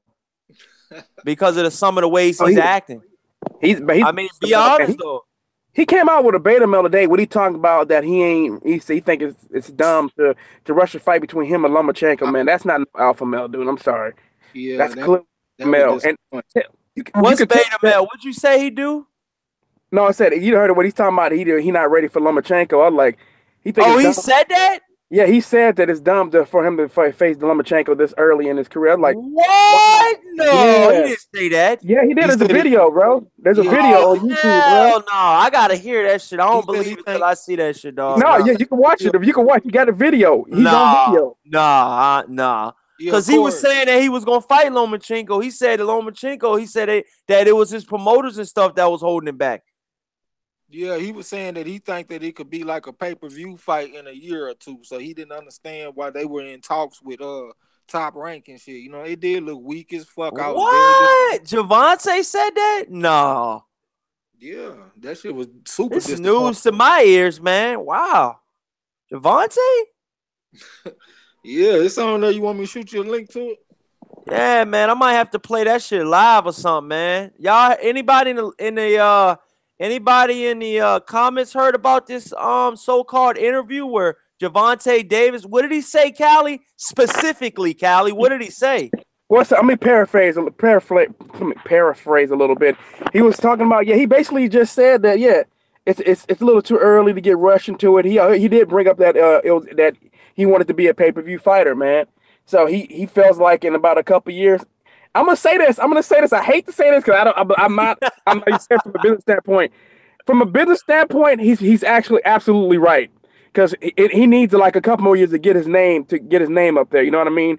You know that Tank needs to build his name. So from a financial standpoint, he's right. From a fight fan standpoint, that's some bitch shit. I'm just telling you. I'm just trying to give you from both standpoints, man. You know, from a fan standpoint. But I had to, objectional standpoint to be objective. To be objective, you know what I mean? To be objective, I had to give you the standpoint that from a financial standpoint, he's correct. Just like what I'm gonna say this too. And people were talking about Anthony Joshua and Deontay Wilder said, well, you want Wilder to fight Dillian White in the UK to get more casual fans. Okay, put Joshua in the contract. Then Joshua goes to Brooklyn to fight in America, and he gets his name more known. That makes it. It makes absolutely sense if you can sign a contract to make that right, to make that happen. If without a contract, it's bullshit. So you know what I mean. But from a so what my question would be, to you and Trey X would be, and everybody in the comment section, y'all. And pretty much what Callie said, pretty much if I'm right, Callie, you said that he says that he didn't know why Mayweather Promotions was wanting him to fight Lomachenko right now, right? That's pretty much what he said, right? Yeah, that's correct.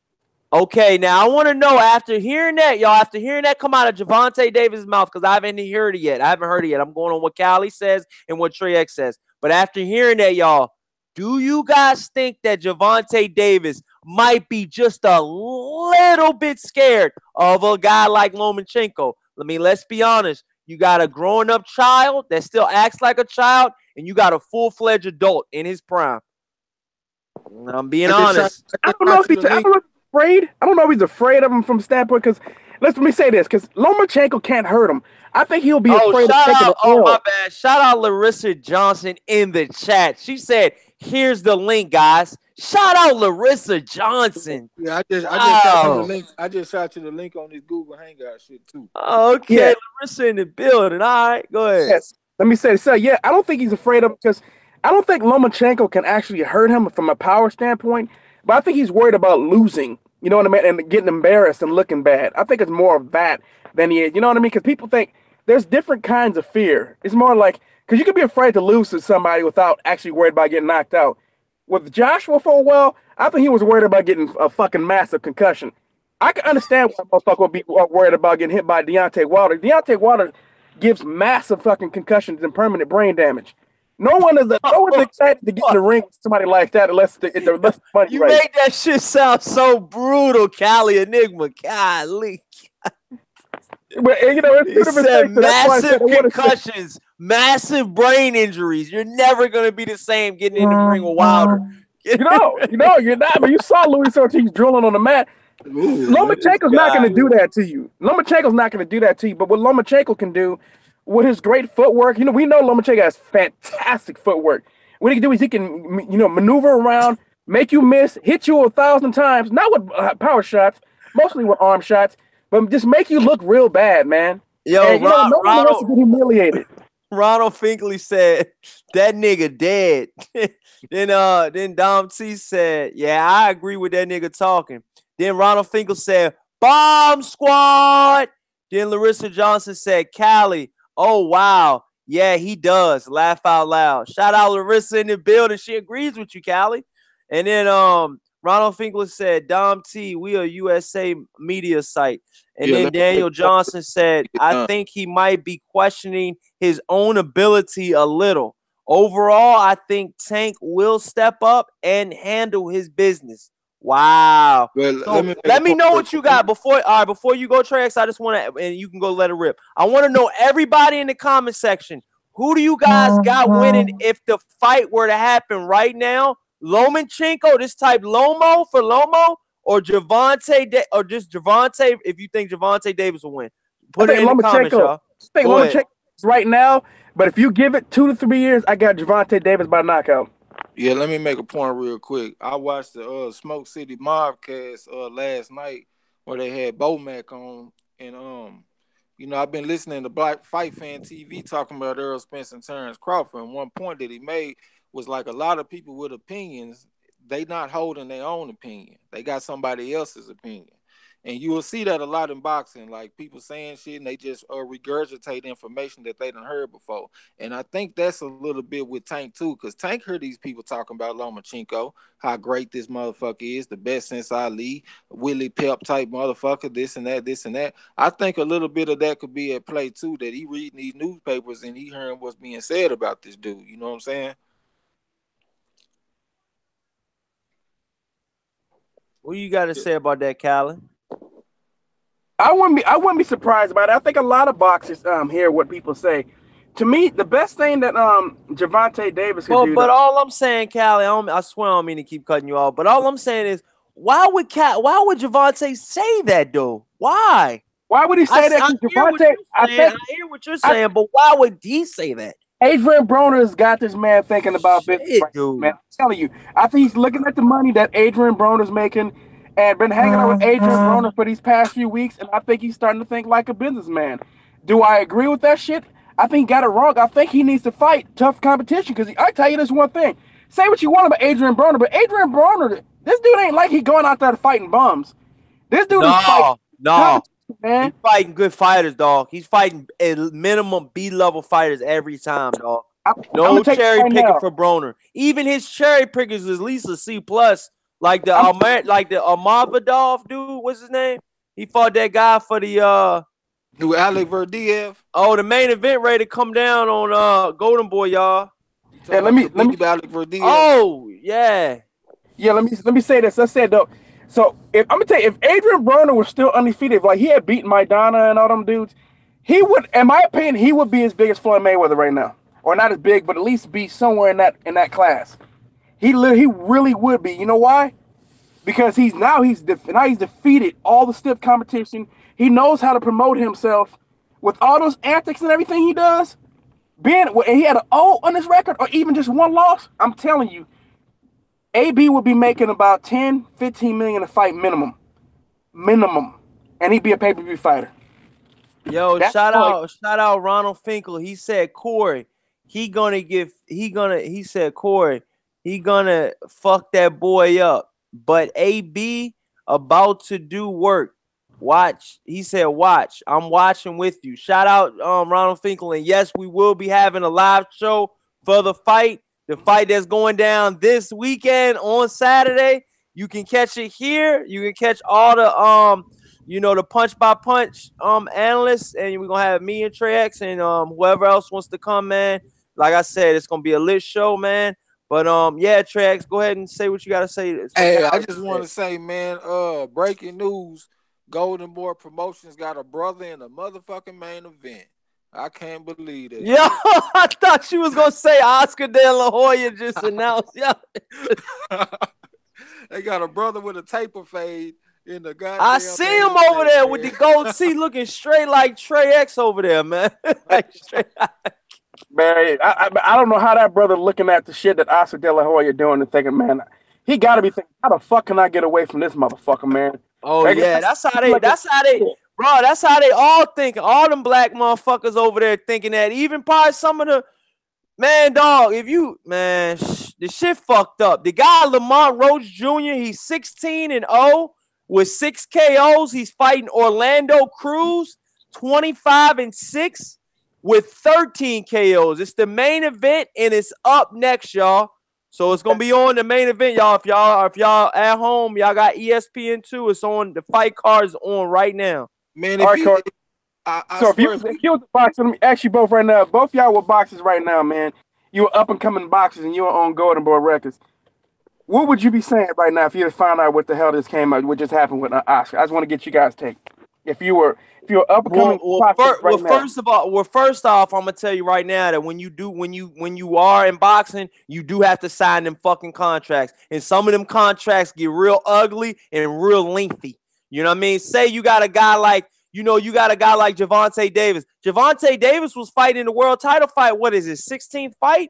But you signed that first promotional deal for 20 fights. So just imagine if you're a world titleist at 16 fights. You're still going, you know what I mean? They still can do what the fuck they want to do until that 20th fight, dog. That's the only thing about these fucking contracts, dog. And a lot of these guys are, and I'm gonna say a fucking a great point that I'm trying to get to about this, man. Earl Spence Jr. came out of the Olympics. He had Bob Arum at his fucking doorstep. He had Al Heyman at his doorstep, and he had Golden Boy at his doorstep. He talked it over with his family.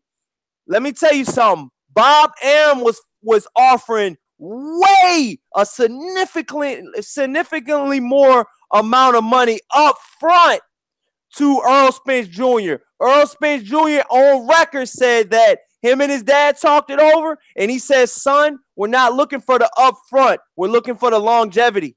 He says, so you sign with Al Heyman, I think that'll be a better move for you in the long run. And that's why Earl Spence, one of you guys' favorite fighters, I think that's why he's with Al Heyman right now, because of what his dad told him and what his dad instilled in him. Because you can say what you want about Earl Spence. He's a very disciplined young man.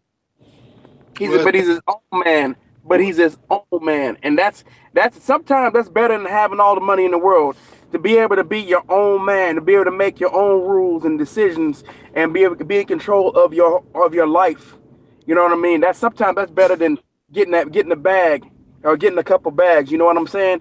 You know what I'm saying? Just because you get a bag, man, that bag can go though, Cali. That bag can go just as quick as it came. And look at Pacquiao, man. Look at Pacquiao. Even though Pacquiao getting retired, Pacquiao thought he was free from Bob Arum. I don't think that Pacquiao can come back to America, man, because I think he owes too much in taxes.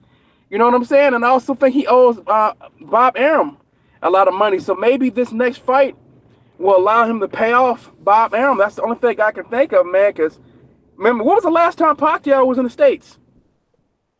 Because I can't remember the last time. Well, I know in recent news, Lucas Matisse versus Pacquiao, Lucas Matisse said,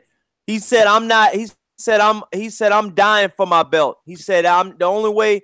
He said, I think he said something along the lines. He told Manny Pacquiao, the only way you taking this belt is if I'm dead or some shit. Lucas Matisse is taking this fight very seriously. It ain't even a real belt. Keith Thurman. Well, I mean, it's real to him. And I mean, to be honest with you, when it goes down in history, Lucas Matisse will be named as a world champion because they did the same exact thing to David Haye. David Haye has never won the significant. That's one of my favorite fighters. David Haye, and I'm taking all bets on the Bellew fight too. David Haye versus Bellew. I'm taking all bets. I got David Haye. But David Haye won the WBA regular world championship heavyweight belt, and they always announce him as the heavyweight champ, the former heavyweight champion of the world. So in black and white, they are the champions in black and white. But I see what you're saying, Callie. I see exactly what you're saying, because Manuel Char has that belt you're talking about right now. Yeah. Well, let me say something about the original question. He was talking about how would I feel that Oscar De La Hoya came out with all this bullshit. Well, first of all, I like to say, man, Oscar is like a fucking duality or something. Like, if you just looked at his resume, you would not be thinking that's the dude that was in fucking fishnet. Like, that motherfucker was a gangster with that shit pretty much. You know, he fought everybody, you know what I'm saying? But really, I would have been pissed off when the emails and shit came out. Because right now, Oscar is becoming bad for business. If you're a black fighter, your main fan base is going to be the black fans. And Oscar is at odds with the black fans and shit. And he becoming more at odds ever since. I mean, black people, you know, we don't respect all that pedophile shit, and we don't respect dope fiends. We don't respect none of that shit. You know what I'm saying? So if I'm a fighter, I don't want to be attached to that. So I would be trying to get some distance between me and Oscar for sure. Thanks, man. That's what I wanted to know, man, because I feel like, man, you'll be trying to figure out some way to get up out that contract, man, dealing with, because to me, you should be able to get out of the contract, because to me, he is bad for your career right now with all his personal shit coming out and lingering. How does that help you? Because right now, his company doesn't appear to be credible. You know what I mean? It's always something dealing with Oscar. It's always related to Oscar. And what the hell? Can anybody explain to me what the hell is the role of Bernard Hopkins? Does Oscar De La Hoya have something on him? Are they fucking around with each other? Does Oscar De La Hoya have what on who? No, Bernard Hopkins, B-Hop. What do you mean does Oscar De La Hoya have something on B-Hop? What do you mean? Yeah, I want to know, because I mean, like, why isn't he trying to leave? Why would you want to? Bernard Hopkins is pretty much got stake in Golden Boy stocks and stuff. He got stake into the business, and what it is I think Bernard Hopkins, if he wanted to leave, I don't think he could leave, because I don't think he would get back what he invested in his money. I don't think he'll get back what he invested. I think Bernard Hopkins right now is at a deficit right now with Golden Boy. Golden Boy as a whole company is in a deficit right now. When Bernard Hopkins initially signed, I'm gonna drop a little bit of knowledge for you guys, for you casuals in the fan. When Bernard Hopkins officially signed with Golden Boy as a co-promoter, as a business partner, as a stake owner, you know, Al Heyman was promoting Golden Boy fighters, advising Golden Boy fighters, and they had over 250 fighters they were promoting. And business was good, business was booming. And now we got Roach Jr., main event on ESPN. Never heard of him, but he still has his stake, and he still has, you know, what he invested into the company. And from what I'm hearing is Bernard Hopkins has at least 15% to 20% minimum into Golden Boy's you know, whole endeavor of promotional company. Don't forget, at that time, Frank Schaefer was the main guy over there at the time. He was putting in the work over there too. Pretty much what I want to tell you guys in the comments, and I want to tell you guys on the panel, is pretty much when Bernard Hopkins first signed to Golden Boy as a co-promoter and as a business partner, a lot has changed since then. That is all I'm saying. A lot has changed in the Golden Boy promotional company. You got kitchen utensils, you got high heels, and then you got Roach Jr. on TV. Let her rip, boys. But shout out to that ring girl though. She out there looking nice today. You know what I'm This dude always love the ring girls, yo. This dude, this would be the Callie. This would be the type of motherfucker we go to watch a fight, and me and you, Callie, I can see me and you really concentrating on the fight. Trey X in the corner over there. Yo, look at Shorty. She got the fatty over here. Me and Callie like, yo, man. You said Trey X. He's saying you hella thirsty, bruh. Yo, this nigga thirst level on it. But look, I love women, man. I ain't gonna lie, but I'm classy with my shit. You see, I ain't saying nothing like what Corey's saying. I'm just saying, shout out that she's beautiful. You know what I'm saying? So you trying to tell me if a joint look dead at you up and down like this, like she feeling you, and she got the fatty while you're watching, you know, Canelo Golovkin 2, and it's like in the 12th and final round, you try to tell me you wouldn't try to talk to her? Because I know you would try to talk to her. Actually, bro, I don't even be cheating on my girl, bro. Yo, matter of fact, shout out to Trey X's girl. You know, we ain't gonna throw him under the bus. Hey, Callie, we got another show for that. This dude think he about to get me put on wax saying some shit like that. What's that dude that played for the Lakers that was on Swaggy? Oh yeah. Hey, that dude a corn puff, dog. That dude a bitch, dog. Hey, don't be dry snitching. Yo, real talk though, dog. If that was me, I'd have beat the shit out that dude, dog. If I was Swaggy P, because Swaggy P had a bad joint, didn't he? Didn't he have that white joint? Oh yeah, you talking about Russell. You talking about Russell. Oh man, that dude. Hell, he dry snitching. He all in the dude text messages, showing the joint of text messages and all that shit. Soon as he would have came to practice, he would have got the soon as he would have came to practice, he would have got the business. Did he secretly film them, bro? He secretly filmed them. How you do that to your teammate, dog? Boy, that's cold-blooded, boy. Bro, I would have beat the dog shit out that motherfucker, bro. You know what I'm saying? Sit there, man. I better go fuck my shit up. I'm engaged to this woman. Yeah, that's what I was gonna say. How you gonna sit there and do that to me? And Swaggy P switched jobs. I mean, switch where he was at. Yo, I never even heard of this dude. They're saying he the champion, the WBA 130-pound champion. Who wrote? I've never heard of this guy. Who is this guy? Who wrote? Who is this guy, y'all? What's his name? Machado. Oh. I've never heard of this guy. Who is this guy? I don't know. I heard of Lomachenko and Miguel Burchell. What the fuck? The WBA champion? I need answers. Anybody in the chat? I need answers, y'all. Let me know who that man is, yo. No. I wish Trap was here. Trap would be able to give you information about him. Yo, where the fuck is Trap House at, man? That motherfucker said he was gonna come to the live tonight, man. I'm mad at you, Trap. If you hear me, dog, I'm mad at you. Hey, Corey, you know who I talked about getting on here? There's two dudes I want to get on here, man. The boxing, I got his information. We got to get the boxing clinic on here. TBC on here, CJ, man. We got to get him on. All right. Yo, tell them that they all cool to come on Saturday, dog, for the fight. They all cool to come on. And then Golden Gloves boxing, man, out of the UK. That's my homie, Right.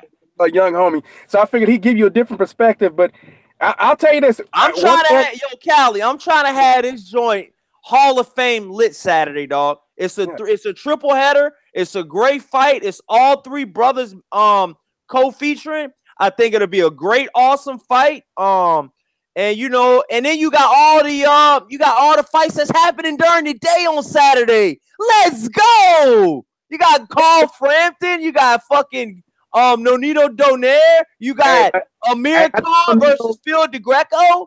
Yeah.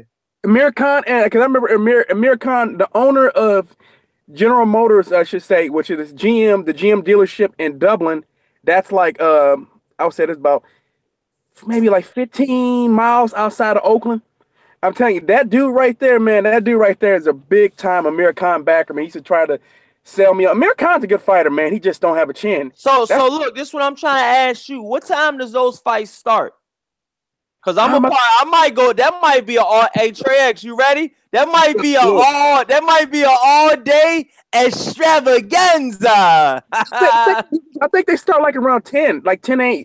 It would be 10 a.m. So maybe 1 o'clock your time, man. That's what I'm saying. That's how the Dillian. That's how. Remember the Dillian White joint? Cali, was you on here when I did the Dillian White? That joint was. Yeah, I think I was. I think I was. No, I switched. No, I was in MBT out of Australia. I was in his chat during that time. We were watching Dillian White. Yeah, we watched that. We also watched David Price, which is the next week when Anthony Joshua, when David Price, because I wish you would have saw that, bro. David Price could have got Povetkin out of there. He had him in serious trouble, bro. He didn't want that left hook and had him leaning up against the ropes. He fell up against the ropes. Who leaning? No, I'm talking about Povetkin almost got knocked out by David Price. Man, he didn't want to left hook. I missed that joint though. Dog. I was mad as shit, dog. He's finding YouTube now. He was flying into the ropes. Fucking with this nigga right here. I missed that shit, dog. Trey X, man. That was a great fight, man. Hey, I'm telling you, go back and watch it. It should be on YouTube. Povetkin versus Price was a great fight. I'm telling you. That last time. Yeah, man, trying to get this dude to try to get everybody doing a live stream out. Fuck around and miss that shit. No, that was the same day that Joshua fought, though, right? That was before the Joshua fight, right? That was the undercard. That was the undercard, Trey X. That's when I was trying to get everything straight. You was bullshitting all day. I'm saying I was at work though. Dog. I know where you was at. You was around. Hey man, you guys been watching Josh Kelly too. You guys like Josh Kelly? Yeah, Larissa Dana. Hold on, Larissa Dana Johnson in the chat said, Roach Jr. is from DC with 16-0 and 6 KOs. Wow! Shout out Larissa Dana Johnson. You're turning in from a casual fan, Larissa, to a really diehard boxing fan. Keep up the good work, girl. I see you over there. Give her a wrench, bro. Give her a wrench, man. Oh, she's been wrench mom, man.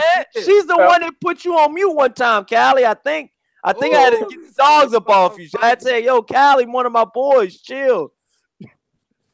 But Larissa ain't though. But what you were saying though? You guys like Josh Kelly, right, out of the UK? Josh Kelly. Shout out Ronald Finkel. He said Corey Lee is the best commentator when it comes to breaking down the fights. Man, dog, I tried, dog. But my bad, Cal. I just want to get to those fights on that Joshua card, man. I don't know. Maybe one of you guys can help me in the chats. There was a black guy on that Eddie Hearns card, I think. His name was like Congo or something, and he was 147 pounder. And I'm the one that told Trey X, I said, he's better than British level, dog. That guy's going to go somewhere. His name was like Congo or something. Out of the whole fight card, he was the one that caught my eye, yo. And there was some really good undercard fights on there. But that was the one that caught my eyes. It was an African dude last name like Congo or something, man. Man, dog. He had good in and out movements. His reach was impeccable. He was piecing the guy apart all fight, dog. And I was just like, wow. At the end of the fight, I think it went 12 rounds. At the end of the fight, it was a short guy he was fighting. the guy was just busted up, and Congo's face just looked perfect, dog. You got to go check that guy out, man. I think he's, you know how they got British level champions and then they got world level champions? I think he's above the world level champion. Trying to blow up that UK shit. Yeah, dog. I like him. I like him. Oh man, hey, Trey X. I'm telling you, man, Josh Kelly. They got some good fights out there, dog. They got some good fighters out there. Are the truth. Josh Kelly and Josh Taylor are the truth, man. Josh Taylor, I mean, there's a couple good fighters over there for sure, but everybody like Kell Brook and all that shit, man, this dude here hype up. Tyson Fury, like he, whatever the UK Tyson Fury can box, Tyson Fury will beat you. Ain't no joke, bro. Callie, tell this dude, Callie, what's wrong with this dude? This dude don't be. All he care about is American, dog. That's all. Nah, bro. Tyson Fury can scrap, bro. That's no joke. Wilder's still gonna knock him out. If he's nowhere near the same, I think Wilder will likely get him, especially with that being off for almost 3 years. I think that's gonna end up doing him in. But if he looks like he did a few years ago, that's gonna be a real tough fight, man. That ain't gonna, you know what I mean? I still take Wilder, even if he looked the way he looked a few years ago. I saw him get dropped. In 2015, man. You better talk. They'll tell him, Cal. I ain't gonna say. Man, in 2015, I had Tyson Fury beating Deontay Wilder easily. Yeah, but Deontay Wilder got better since then. I remember. No, he has. I remember Cunningham dropping Fury back then, and I also remember Vladimir Klitschko landing some right hands late in that fight. Let Deontay Wilder land that shit. I remember some landing spots too, but I also remember Tyson Fury slipping a lot of them, most of them right hands too. I'm telling you, Tyson Fury's footwork. Wow, I'm trying, and he awkward on top of that too. Do I think Deontay Wilder gonna get him? But I think he's going to get him late. You know what I'm saying? I don't think he's going to get him early. Like 19 rounds. That's what I think. I think Fury will look good early, but once his reflexes start slowing down, Wilder going to slip a right hand in there. That's what I think going to happen. Oh, I wouldn't be surprised if getting with a left hook or something like that, because people underestimate Wilder's left hand. He got power. Oh, man. Shout out, I don't mean to cut you off. Shout out Alex Santos. He found the guy's name, y'all. I want everybody in the comment section to go check out Chris Congo. He's an up-and-coming British fighter. I'm not exactly sure where he's from. He might be from Africa, but I know he was on the Eddie Hearn card. The guy is good, dog. And the guy he was facing had a really good record. So it wasn't no. Hey, hold on. Alteza 447 said, "Hit the song, Corey. I'll sing it with you. Come on, let's go. There's only one Tyson. Oh yeah. There's only one Tyson Fury. There's only one Tyson Fury. Let's go. Tyson Fury Wonderland. hey, remember they used to do that for Ricky Hatton though too. Remember? I like that, Joe. Ricky Hatton. Yeah. Whoa, Ricky Hatton. Yeah, I like that, Joe. That was a throwback right there. I can't lie, they lit over there, bro. Yeah, they dog. The UK fans be gone, bro. Them UK fans, dog. And it's so crazy. They travel. They don't care. They'll come to Vegas. They'll come to Alabama. Dog, I guarantee you right now, if Anthony Joshua versus Deontay Wilder fight, let's just say, for just hypothetically speaking, if that fight were to happen in Alabama, the state of Alabama would never see that many UK fans in their fucking life, dog. I guarantee you.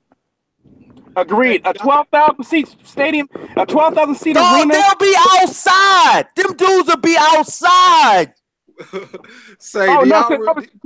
just saying, if it's in the 12,000 seat arena in Alabama, something like that, I guarantee you a minimum, and I mean this, a minimum of 4,000 to 5,000 UK fans. Oh, dog, it's gonna be more than that. It's gonna be more than that, dog. If it was up to them, I know they probably can't get their hands on all them tickets, but if it was up to them, 10,000 for Anthony Joshua would show up, and I like Bomb Squad in that fight. 10,000 Anthony Joshua fans will show up, dog. Real talk, dog. Y'all remember when them UK fans came to Vegas when Hatton fought Mayweather and they were booing the national anthem, banging them drums, drinking them beers and shit? They had me nervous in the motherfucker before that fight.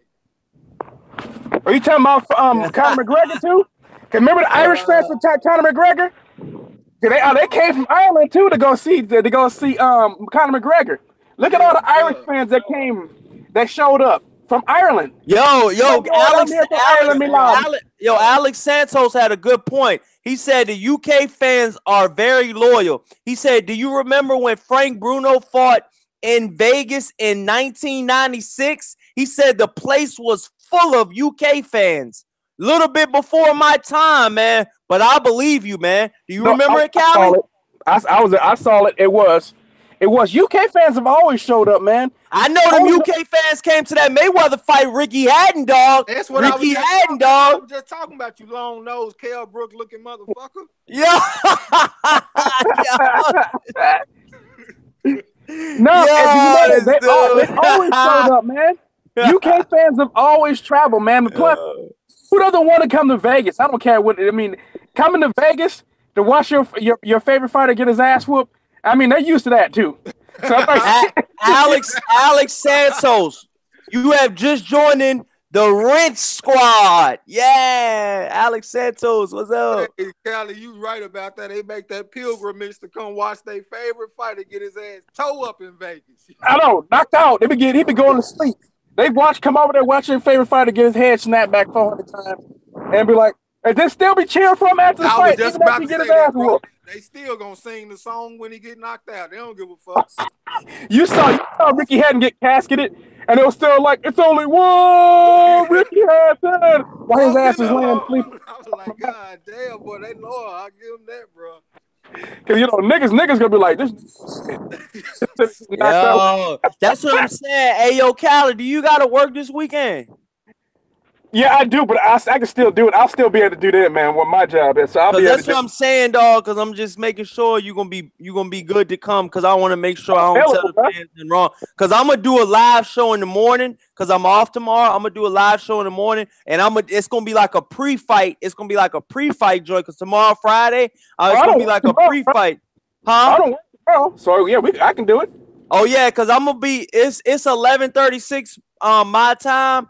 But I'm gonna still finish this show up. But I'm saying I'm gonna do a live show tomorrow around about 10 or 11 a.m. to start my day off, and then I'm gonna get my day started off with that joint. But that's gonna be like a pre-fight, until, and I'm gonna name off everybody that might join the crew. You know what I'm saying? The Corey Lee Boxing channel. You know what I'm saying? Oh man, and I had make sure I wanted to throw you in there. You know what I'm saying?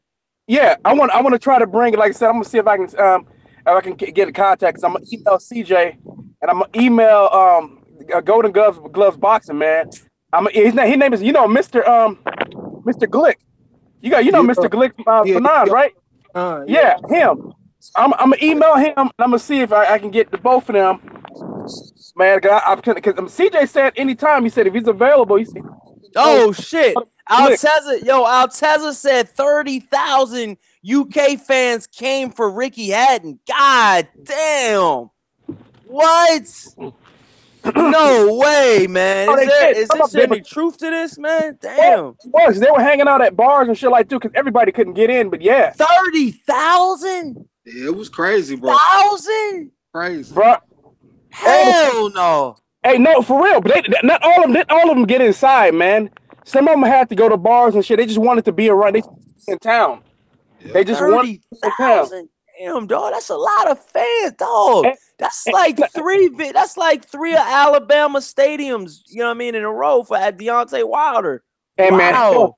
Man, a lot of Irish fans showed up for fucking Conor McGregor too, man. People came. Oh yeah, that's what I was gonna ask you. How was the Vegas? How would you say the UK? How would you say the Conor McGregor fans were that traveled? How many traveling fans for Conor did you think was in the Mayweather fight? Oh man, Callie, how many? It was probably close to the same. It was probably close to the same. There was hell of fucking Irish fans. For real, there, man. For real. Yeah. I wish we could get one of those mega fights again, man. That was some of the best time. Even though I know it wasn't, I wish I would have had my channel then too, man. We would have had a lit, dog. I would have probably broke my fucking laptop, dog, when Conor McGregor went down, dog. I'd have been like, yo, he going down, dog. Corey, if they find a way, let's just say, I know it's not going to happen first, but let's just say if it was first, would you go to the Anthony Joshua Deontay Wilder fight if it was in Las Vegas this year?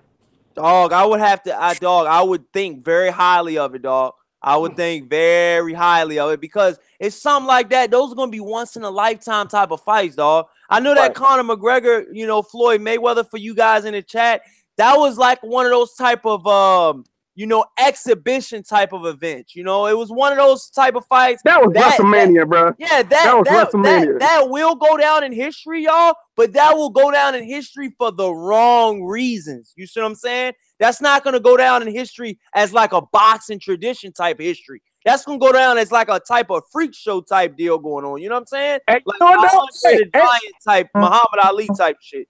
Hey, other boxers have in the past, man. This is not actually new. Boxers have I know. But what I'm trying to tell the fans, Callie, and what I'm trying to tell y'all on the panel is, if the Anthony Joshua Deontay Wilder fights happens in America, I really want to go to that fight, dog. Callie, I'm being honest with you, man. I've only been to to be honest with you, I've never been to like an elite level boxing event. You know what I'm saying? Like an elite level boxing event, like a Canelo, like a Mayweather, like a, you know what I'm saying? So I really want, if for my first like actual real live boxing show, man, you know, I really would want to go to something like that, dog, to just have my buzz. You know what I mean? Hey, you know what, though? So you might want to say, go for it, Trey. No, I was just saying the only thing I'd rather see more than that would be Earl Spence, because you know he's my favorite. Oh yeah. Errol Spence and Terrence Crawford is probably next year. Hey, you hearing that, right, Corey Lee? The word is that there's a chance that play next year. Oh shit! Don't say that, Callie. Damn, man, I ain't ready yet, bro. Yeah, that's likely next year. I want Bud to be able to get a good acclamation first, though, man. Yo, Ronald Finkley, Callie, Ronald Finkley in the chat said, Callie Enigma, I listen to everything you do, man. You're a strong black brother, man. New media, let's get it. Yeah, you got people, they like you. Then, he's one of my favorite subs, man. Telling me, said, big ups to that brother, man. Respect. Yeah, he said, respect Ronald Finkley. And then Ronald Finkley said, that's a fucking rap. If 30,000 came, that's a fucking rap. Then Alex Santos said, you should check out UK soccer football clubs. The fans travel all the way to Rome to see Manchester United versus Juventus. And then he says, oh, no, they do. Manchester United, they come to America to watch Manchester United actually play over here in the States, man. They do. They travel to the States to watch Manchester United. You know, Manchester United is a big, you know, it's a very, very famous franchise. Even people who don't watch soccer, I mean, in America, know who Manchester United is. They're like they're well known like the Cowboys, Yankees, Raiders. You know what I mean? When it comes to like sports franchises, globally, the Manchester United, man, that they really are a franchise that's recognized. Yeah. I don't know if you know anything about that. Yeah, I don't know shit about soccer, bro. Yeah, but Manchester United, man, is one of those teams that's like really, really known globally. Manchester United. Who is it? Manchester United. Yeah. Manchester City, Manchester United. Get on my head. Are two teams. I think right now, man, lately Manchester City's been better, but you know, I'm not really even a soccer fan, but I do know about Manchester United, man. Yeah. That name stands out to me. Yeah. So basically, so they travel. The UK fans travel. So look, man. This is what I'm trying to ask y'all though, man. As a fighting fan, man, what's one of the fights that y'all would like to see that's coming up? What fight would y'all travel to? I mean, I know the Earl Spence Terrence Crawford fight. We said that one, but an actual fight like maybe be like a, you know, maybe what's one of the ones coming up? You know what I'm saying? Like what's another one coming up after this one? Like maybe like next month. What's coming up in May, y'all? Anybody know any good fights coming up in May? That's in the United States. That's in the East Coast. I'm on the East Coast, y'all. What coast are y'all on? I'm on the West Coast, California, man. Yo, he West Coast. You know where he's from. You know what his name is. West Coast. How they doing, Cali? West Coast. I'm 510 Oakland, California, right across the bridge from San Francisco, man. Hey, yo, Cali, how they doing? Yo, West Coast E40, son. Yo, I make it twice. You know, it's like E40, girl. You undersmell me, you underdig. Yeah. Hey, Corey, your boy. Yeah, I like E40. Fighting next month. Oh yeah, Usyk, man. But you know that got postponed, man, because his elbow injury. If you were checking out the channel, you looking at my shit, dog. I did put that on there though, dog. You smell me? How you say? You smell me? How about the Sia Lomachenko versus probably not to August. Usyk probably not. Gassiev is probably not going to be till like August. Dog, if that fight was in the United States, I will go to that one. The real shit, dog. Lomachenko versus Linares next month. Lomachenko versus Linares. That's gonna be one of those, huh? Badu Jack versus Adonis Stevenson too. Oh, that's a good fight. That's a good fight, man. But you know, Gassiev, to me, out of the fights that we named, Usyk Gassiev has got to be in at least top 2, man. Hey, look, for everybody in the chat, put where you're from in the chat, y'all. Shout out everybody in the chat. Since you all know where we from, I'm in the DMV area. Cali's West Coast. Shout out West Coast. We got Trey X, man. He's from bumfucked Egypt. Yeah. Hey, you guys do know, you guys agree on this? Gassiev Dorticos, that's the fight of the year, man. That's the fight of the year right now. I haven't seen anything. Yeah, dog. I gotta tell you this, dog. Yo, so when I first started this channel was 4 months ago. Before that, I made a video about my drunk employee. I mean, a drunk guy that was at my Home Depot. You go all the way down my timeline, you'll see it. But before, that was like in 2015. That's when I really, posted that video. And other than that, I didn't do anything with this channel until I changed the name of it to Corey Lee. It was Corey Lee at first, and I just put boxing at the end. But it's crazy you said the Gassiev fight, because one of my first fucking videos, y'all, was the Gassiev fight, dog. That's the first, one of the first breakdowns I've ever did as a boxing analyst, dog. Yeah. Yo, that's crazy though, Cal. You said that. It was crazy. You said that though, dog. But ask me this: has there been a better fight this year so far? You said has there been what? A better fight than the Gassiev Dorticos fight. Has there been a better fight so far this year? I ain't even see it. I ain't gonna even lie to y'all. Oh, Trey X, you missed out. That was fight of the year. That was fight of the year, dog. That was fight of the year, dog. Real talk. That was fight of the year because that was a 12th round thrashing by Gassiev, and he needed that. He needed that to win, dog. He needed that, dog. Let me name where everybody's from out here in the comment sections, man. Shout out Champ Ross in the building. He said he's from the 512. Woo woo. The Bay Area in the building. Champ Ross. So he's near you, Cali. Oh, 510, motherfucker. 510. 510. All right. So then Eduardo said New York. Shout out New York in the building. Then Daniel Johnson said West Coast, Sacktown. Hey, shout out Sacktown. Now Sack is near me. Sack is about an hour away from me. Yeah, Sack about an hour, a little over an hour away from me. So yeah, Sack. I got family down over there in Sack in the capital city, man. Sacktown representing. Tell them about Gardendale. And then you got Larissa Johnson. Hello. She from Boston, living in Richmond, VA now. I thought she was UK. Nah. I swear. Then you got Alteza. Alteza's in Alaska, y'all. We got an Alaska subscriber. Hey, that's black people in Alaska, man. Alaska. Shout out Alaska. You guys would be surprised. There's black people in Alaska, especially like. No way. Who's in Alaska? I only know Alteza. Mike Biggs, DMV. Shout out DMV. Yeah. Woo woo. Then he said 301. Then Larissa Johnson said Alaska. What? And then Ronald Finkel said VT. What is that? Vermont? What is VT, y'all? Yeah. Vermont. VT is Vermont. Vermont. All right. No doubt. And then Champ Ross still saying 510. All right. That's what it is. Alex Santos. What is it? Cheshire, England. He said, laugh out loud. I can't get to sleep. Yeah. Hey, this dude, where you say I'm from? You say I'm from Egypt? You from bumfucked Egypt. Hey, that's where they had you at, dog. Hey, motherfucker, I'm from Wakanda by way of I'm talking about represent Wakanda. Hey, how you do that shit, dog? Yeah. Yo, that's what Deontay Wilder started doing, Cali. He started doing the joke like this or whatever. But yo, you can't even lie. Have y'all noticed that a couple boxers have bit off of Deontay Wilder's in the ring shit, dog? When he goes like this. Yeah, when he cocking the pistol. And then he went like this on his last show. He went like this. He said, but then he he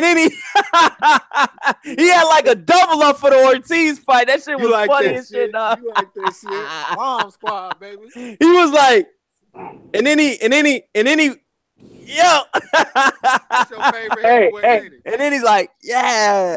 Hey, let me tell you a little something different about the Bay Area, man. Let me tell you something different about the Bay Area and our slang. So, you know, you guys say like a stack or something like that. You know, maybe racks and stacks. Well, we don't say that. We say bands. We say bands. So when we say that, we got bands. Let's be talking about. We say so a stack. Man, he got like 100 bands. Bands. You know what I'm saying? All right, yeah. bands. So we use bands, man. You got 100 bands. Yeah. And you know, out here in the DMV, you know, but me and my brothers and shit, we got our own lingo. So when a motherfucker start talking crazy out the side of their mouth, or they want to, you know, get over you or something on a conversation, I'm like, yo, this motherfucker talking greasy. He's a grease ball. And I always call my brother, I'm like, yo, I'm slime boss. It's slime season, pussy. we got our own little lingo out here, though. You know what I'm saying? It's kind of fun, kind of crazy, but I mean, it's mixed with like the down south and it's mixed with like the up north. So it's like kind of in between, though, man. But yo, some of them guys in Oakland, where you're from, out there, Cali, they be talking crazy as shit, dog. I be like, God damn, dog. It's like they got that. It's like, yo, you know how Marshawn Lynch talk, and you know what's so crazy? Andre Ward don't even talk like them. I don't feel like. Not. It's more like a church. He's kind of like the church brother. He's a church brother. You know, he is. He really is. I respect. That's my dude, man. But that's what I'm saying. Like, Andre Ward is from out there, but he doesn't talk anything like E40, Marshawn Lynch, or any other Oakland type guys, man. What happened? Well, let me tell you something. E40 from 707. That's Vallejo, man. That's like the North Bay Area, bro. That's like that's pretty close to Sac too, even though it's still a Bay Area. You know what I mean? So E40 created his own language, man, and then other cats like shit like that. It's slippery, slimy when it's slapping. Yeah, he didn't talk about it. Yeah, hey, bro. Yeah. But I'm gonna tell you, like, you'll hear like different terminology come out of Richmond. So funny thing is though, in the Bay Area though, man, so like Oakland, Frisco, Richmond, and shit like that, like we'll all come up with our own language and shit like that too. So like, especially like back in the '90s and shit, what motherfuckers say. So when motherfuckers used to talk about, you know what people call like Grammys. You heard of like a gram? So what motherfuckers call like Grammys and shit like that, Grammys and Chewy. So we say like Grammys and Chewy, like Chewy. But that would be weed and coke. That's weed and coke mixed together. He said, what is it? Motherfucker off that Chewy right there, man. That motherfucker off the Chewy. Yo, Trey X, we go to fucking Oakland and get lost, nigga. Yeah, I got some people. I got some people in Stockton, California, though. And, I know Stockton too, bro. That's 209 right there, man. Stockton 209. That's about 209. That's about a good 45, 50 minutes away from the town, man. Yeah, 45. Like I said, my pops in Sacramento. You know what I'm saying? Hey yo, Cali, dude. How the girls out there, Cali? Are the girls crazy in Oakland? Or are they cool? Are they fresh? What's up with them, dog? Oh man, they're easy to pick up. Them bitches ain't shit. They're easy. It's easy. You come from out of town, it ain't gonna be hard for you, bro. Yo, if I come through there, yo, fresh though, am I good? Nigga, you high yellow, bro. You gonna be peeling all them bitches, bro. Nah, hold on, Kelly. Don't tell them that light skin shit out of style, man. Yo, especially like Mexican bitches, bro. This dude gonna peel like all the Mexican bitches. Bro, I'm telling you right, like all the badass Mexican bitches, Corey gonna snatch all them broads. They be having the Spanish joints out there too. Damn, dog. All the Mexicans out here, bro. That's what he gonna see. Corey Lee gonna be getting them. Corey Lee get hella Mexican bitches. These girls want something dark and long, man. Yo, this dude Trey X, yo. Corey Lee with the training wheels on, man. Yo, training wheels. Yo. Hey, I'm gonna tell you, bro. Especially with a lot of these Mexican brides, I go for real. Especially light skinned niggas with long hair. Bitches be off niggas like that. I'm just telling 100 like that. They do. Yeah, 100. Yeah. The Drake effect, especially with the difference though, guy, he got the long hair. So but they like niggas that look like Drake with long hair.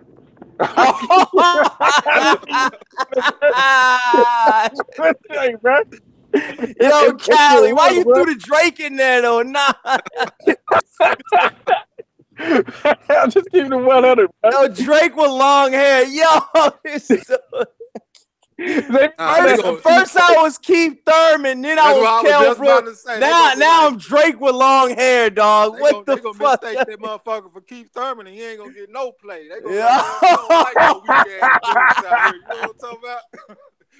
I'm gonna tell you right now. Yo, y'all funny. It's different from Southern California is different. So in Southern California, like blacks sometimes tend to not get along, but up in Northern California, like the Mexicans and the blacks, we actually fuck with each other and shit like that. It's hella different. So yo, Cali, this is what I was gonna ask you though, man. So but is there any type of like cool? That is there any type of like ratchet bitches or any type of thing like that?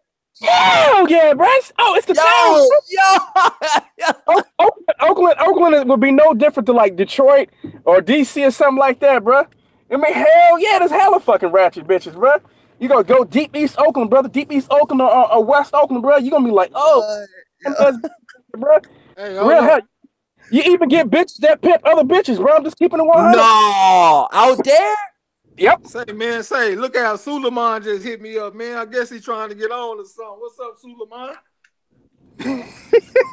Motherfucker called on accident or something. He just hit me up on the tablet. Wow, what happened? What are you trying to do? He trying to get on? Oh man, say what you want to link? Hey, Corey Suleiman say he want to link, homie. Oh shit! Here we go, y'all. Hey, I'm just glad I got Cali Enigma on with me this time. Oh, Cali, are you ready for this type of guy to come in? We got the triple G protector coming in. Yeah.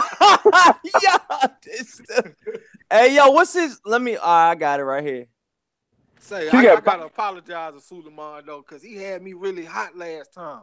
And Suleiman older than me. Why you got? That's what I'm saying. You was at Suleiman's neck last time, yo. If me and Suleiman was in the same building, I might have pieced him up. Yeah, I know. I was like, it's like, yo.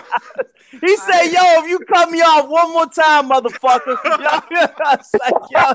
Yeah, but, hey, my problem with Suleiman was trying to co-sign that Vanessa Monterosi bullshit fight, bro. I like trying to co-sign that shit like it's all right, bro. You get out of here with that, bro. Like trying to make like this ain't no bullshit fight. But like I was saying, Suleiman is my elder, man, so I gotta be more respectful with Suleiman. Yeah, real talk though, dog. Suleiman, dog. Suleiman, when it comes to Triple G, he's Paul Ballard, bro. Mall cop, bro. Yo, he said, "Money that mall cop, bro. He's a super duper protector, bro. Type flight security, bro. When it comes to Triple G, bro. Oh shit, dog. And Friday after next, bro. All right, that's my man. I don't do Suleiman. Oh, this dude Suleiman, dog. Y'all wildin', dog. Damn. He just called me again too, man. So I think he really tell Suleiman to get the fucking. Tell him I sent it to his Answer the phone and tell him I sent it to his Google Hangout. All right, shit. If he hit me up again, I'll tell him. But yeah, man. So what y'all? I mean, who do y'all think Mayweather's gonna get back in the ring, y'all? Jokes aside, I think he going over to the UFC. I believe that, brother. Oh, y'all do? Y'all think Floyd Mayweather is going to be able to go to the UFC and do something about it? I don't know if he can win, but that's too much money to be leaving on the table like that for Money Mayweather. He going to get that bag, boy. You already know. Hey, can I just say this real quick? Shout out to Dub Nation. Warriors about to go up 3-0 on the Spurs. Just wanted to drop that little nugget in there. That's it. Okay. You said, hold on, what happened? Oh, hold on, Suleiman calling. He calling too. He calling right here. Let me send this dude the fucking link. This dude off the chain, dog. Yeah, Suleiman. He said he sent it to I you. just sent him the link just now. Tell him I just sent him the link. Did he get it? Y'all can talk. He said he's looking right now. Yeah, he should have had that joint, dog. You said you got it? Yeah, you got it. Yeah, hell yeah, you gotta hang up. What do you think? He can have a three-way over there? This dude, Suleiman. Suleiman must have heard us tight getting live, dog. He wanted in. Hey, Suleiman the type of dude to pick. Hey, Suleiman the type of dude to pick Triple G over Roy Jones Jr. in his prime. But you know what? But you know what, Callie? He picked Hugo. Oh, shit. He picked Hugo. Suleiman was good, and he's got a headset, y'all. Turn up. Suleiman with the headset. Let me say this to Callie. Callie Enigma, he already said Hugo Centineo Jr. beat Triple G, though. Yeah, but how could you? Suleiman, what's up, Suleiman? Yeah, how could you say that? Over Jamal Charlo, remember? Yeah, I did, because look at the stunning knockout that he did before the fight. Look at the first that look at how he devoured that fighter, and he was relaxed, and he killed with one left hook, and it was a wrap. And that's what he's gonna do to Charlo. Charlo is a stationary target. He's not Jermel. He's Jamal. Remember that. He's the puncher. The puncher don't have none of those reflexes like his little brother does at 154. Okay, so when he catches someone with a punch like that, it's gonna be hysterical. I'm gonna be laughing at all you guys. So Suleiman, just for the record, just so everybody can know where you're coming from, please pick your picks that you're gonna be picking this weekend, and just let them know why. Run down 1 through 3. Let them know. Let them know, Suleiman. Let them know, dog. You can let it rip. Let it rip, dog. Gervonta Davis, the reason he became a champion was because he was being a prima donna. He was crying a lot to Floyd, and Floyd threw him in there with the wolves. He threw him with Pedraza, and Pedraza was moving up in weight, but being that he got a good payday, he took the fight and became champion. The guy doesn't train properly. Okay, he doesn't train properly.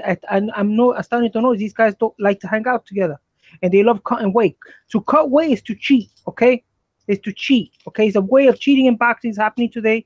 It's detrimental to the sport. Okay, so now what happened? Now he's hanging out with Broner.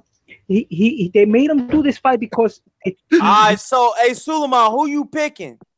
Okay, I'm picking a Cuellar. Cuellar, you see the big chest he got? You see the Bible chest he got? He got a chest. Yeah, he's in shape. Cuellar's in shape. He comes from the clubs from Argentina. They don't play around. Okay. So don't be sleeping on him thinking that he's gonna be an easy fight. Like a motherfucker. Wake Suleiman, so Suleiman, who do you got winning between Cuellar and Gervonta Davis? I mean, how do you got them winning? Okay, well, Gervonta Davis, he fights, he spazzes out in the ring. He throws a little pity pat punches. I got a feeling he's gonna knock him out. Punches. You got who knocking who out? Cuellar knocking out Gervonta's. What round? I get late rounds because he takes his time. Like if he finds a quick opening in the first, second, or third round, I got a feeling it's gonna be early. But he's gonna, Gervonta's probably gonna come in shape because Floyd made him work out. I'm pretty sure Floyd was on his ass. All right, so who you got in the Centineo versus Charlo fight? That's one of your favorites, Suleiman. That's one of your favorites. Okay, well, Centennial could box. He's gonna come in, relax. He's gonna look for openings. He's gonna test out the water. He's gonna see how Charlo's coming out. Is he gonna find an opening on Charlo? Yeah, I'm pretty sure Charlo overextends his punches, man. He did he got lucky in that fight. He wasn't supposed to win the J-Rock fight. Okay. So what's gonna happen? Okay, what's gonna happen? He's gonna get knocked out, maybe 3 or 4 rounds. Yeah.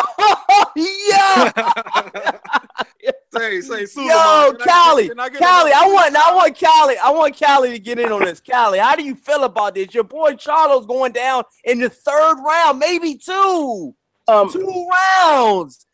Man, that 2 rounds. Suleiman said it. If Suleiman says it, That boy a tweaker, man. I'm telling you, he be fucking with that crystal meth and shit. You can tell. Oh no, Suleiman.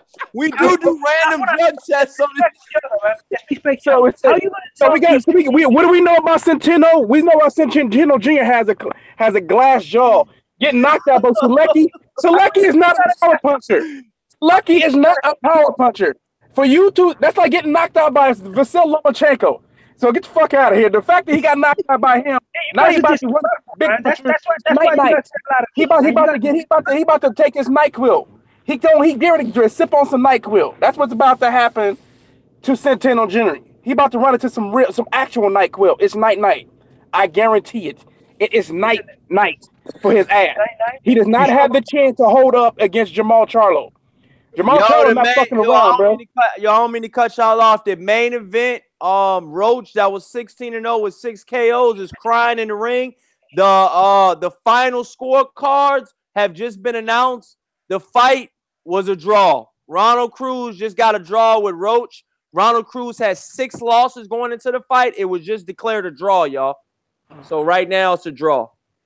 So that tells you. Cutting weight hurt you, man. Cutting weight hurt you. I hear this guy. He was mumbling about cutting weight.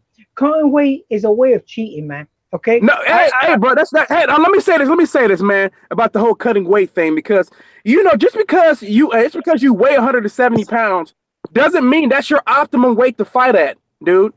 I mean, you're not supposed to fight at the weight. It's not good for you to fight at the weight that you walk around at. That's not your optimal fighting weight. So if you can make the weight, it's not cheating. There's no such thing as weight bullying. If you can make the weight, you can make the weight. If you're taking supplements or some type of illegal supplements to cut weight. Oh, the ring girl. Oh my God. Yeah, if you can get the weight off, you can get the weight off. So there is no such thing as I hate that fucking term weight bully. That's some stupid like. Who's a weight bully? Who's a weight bully? What are you talking about, Callie? He's calling Jamal Charlo a weight bully, bro. Jamal Charlo is a weight bully. Okay? And Gervonta Davis. He calling Gervonta Davis a weight bully too. Gervonta Davis is a weight bully. Adrien Broner is a weight bully. Let me explain to you why. Look, Adrien Broner is 5'4". If Adrien Broner would come in his optimum weight, he'd be 160 pounds. He will get creamed in 160-pound division, okay? Because he's 5'4". So what these guys do, they find a way to cheat. Listen, I used to box. I see guys like a guy like even a Hugo Centeno. You know how tall? Suleiman, have you ever got knocked out before? Yo, Hugo Centeno is 6'2" almost. Suleiman, when you were boxing, did you ever feel how it feels to get knocked out? I box Golden Glove. I spar with guys. I will never spar with a guy. Like, for example, if a guy's at like heavyweight and I was like a junior welterweight size, I'm not gonna go in the ring with a guy like that sparring, because 9 out of 10 he's a heavyweight that cut weight to make 175. So you gotta be insane. If you ain't no sparring, you ain't never boxed then. Because if you gonna box, you gonna fight. I box Golden Gloves. I box Golden Gloves. What they do is when you guys have to. You're not gonna spar, man. That's why you ain't never boxed. I was a welterweight and I was sparring like heavyweight. Hey, Suleiman, hold on, Trex. Go ahead, Suleiman. What you were saying? If you go an amateur, right, and you spar, right, and you're gonna go fight Golden Glove right now. Let's say if you're MSG and you go to MSG spar Golden Glove, right? 9 out of 10 times you're gonna spar a guy that's in height and length and his arms. He's like 6'2", and you're like a little 5'6", you weigh the same weight. But the other guy's cutting weight and you're not. So now you gotta fight all this thing. So you gotta fight. You can't let the hype. You can't fall into the hype. You gotta fight your height. You gotta fight small. You gotta get in there, duck the jab, attack the body, and work. This guy Adrien Broner, he wants to be Floyd Mayweather. Gervonta Davis, they want to be Floyd Mayweather. They're small little dudes that cut my weight because they got all that muscle, and they go, look, 130. Do you see the size of that kid's neck? He got a neck like Mike Tyson. So all right, we let y'all. All right, so Suleiman, we just let you rip. We just let you rip. So you can't say nobody cut you off. Let me respond. All right, go ahead, Trex. Hey, Trex, have Adam and then Cali Enigmas follow suit. Man, I started boxing when I was 15, and I used to spar bigger dudes all the time. I used to fight at junior middleweight, and I used to fight at 147. I used to spar light heavyweights all the time. So what he talking about, that's some bullshit. And as far as being a weight bully, that's just part of the game, man. Like I used to try my hardest to get down to 147, but if I couldn't, I had to fight at 156, and that was a big difference. Them dudes coming in at 6 foot tall and shit. You know what I'm saying? So that pretty much forced me out because I I wasn't good at losing weight, and plus I wasn't big enough to be in there with them big motherfuckers, 6'1" and shit like that. That's just part of the game. If Spence went up to a higher weight class, he will be a small fighter at that weight class. He a big welterweight, but he will be like an average size junior middleweight, or even a small junior middleweight compared to dudes like Hurd that's 6'1", man. So yo, that's what I'm saying. Cal Enigma, you can go ahead.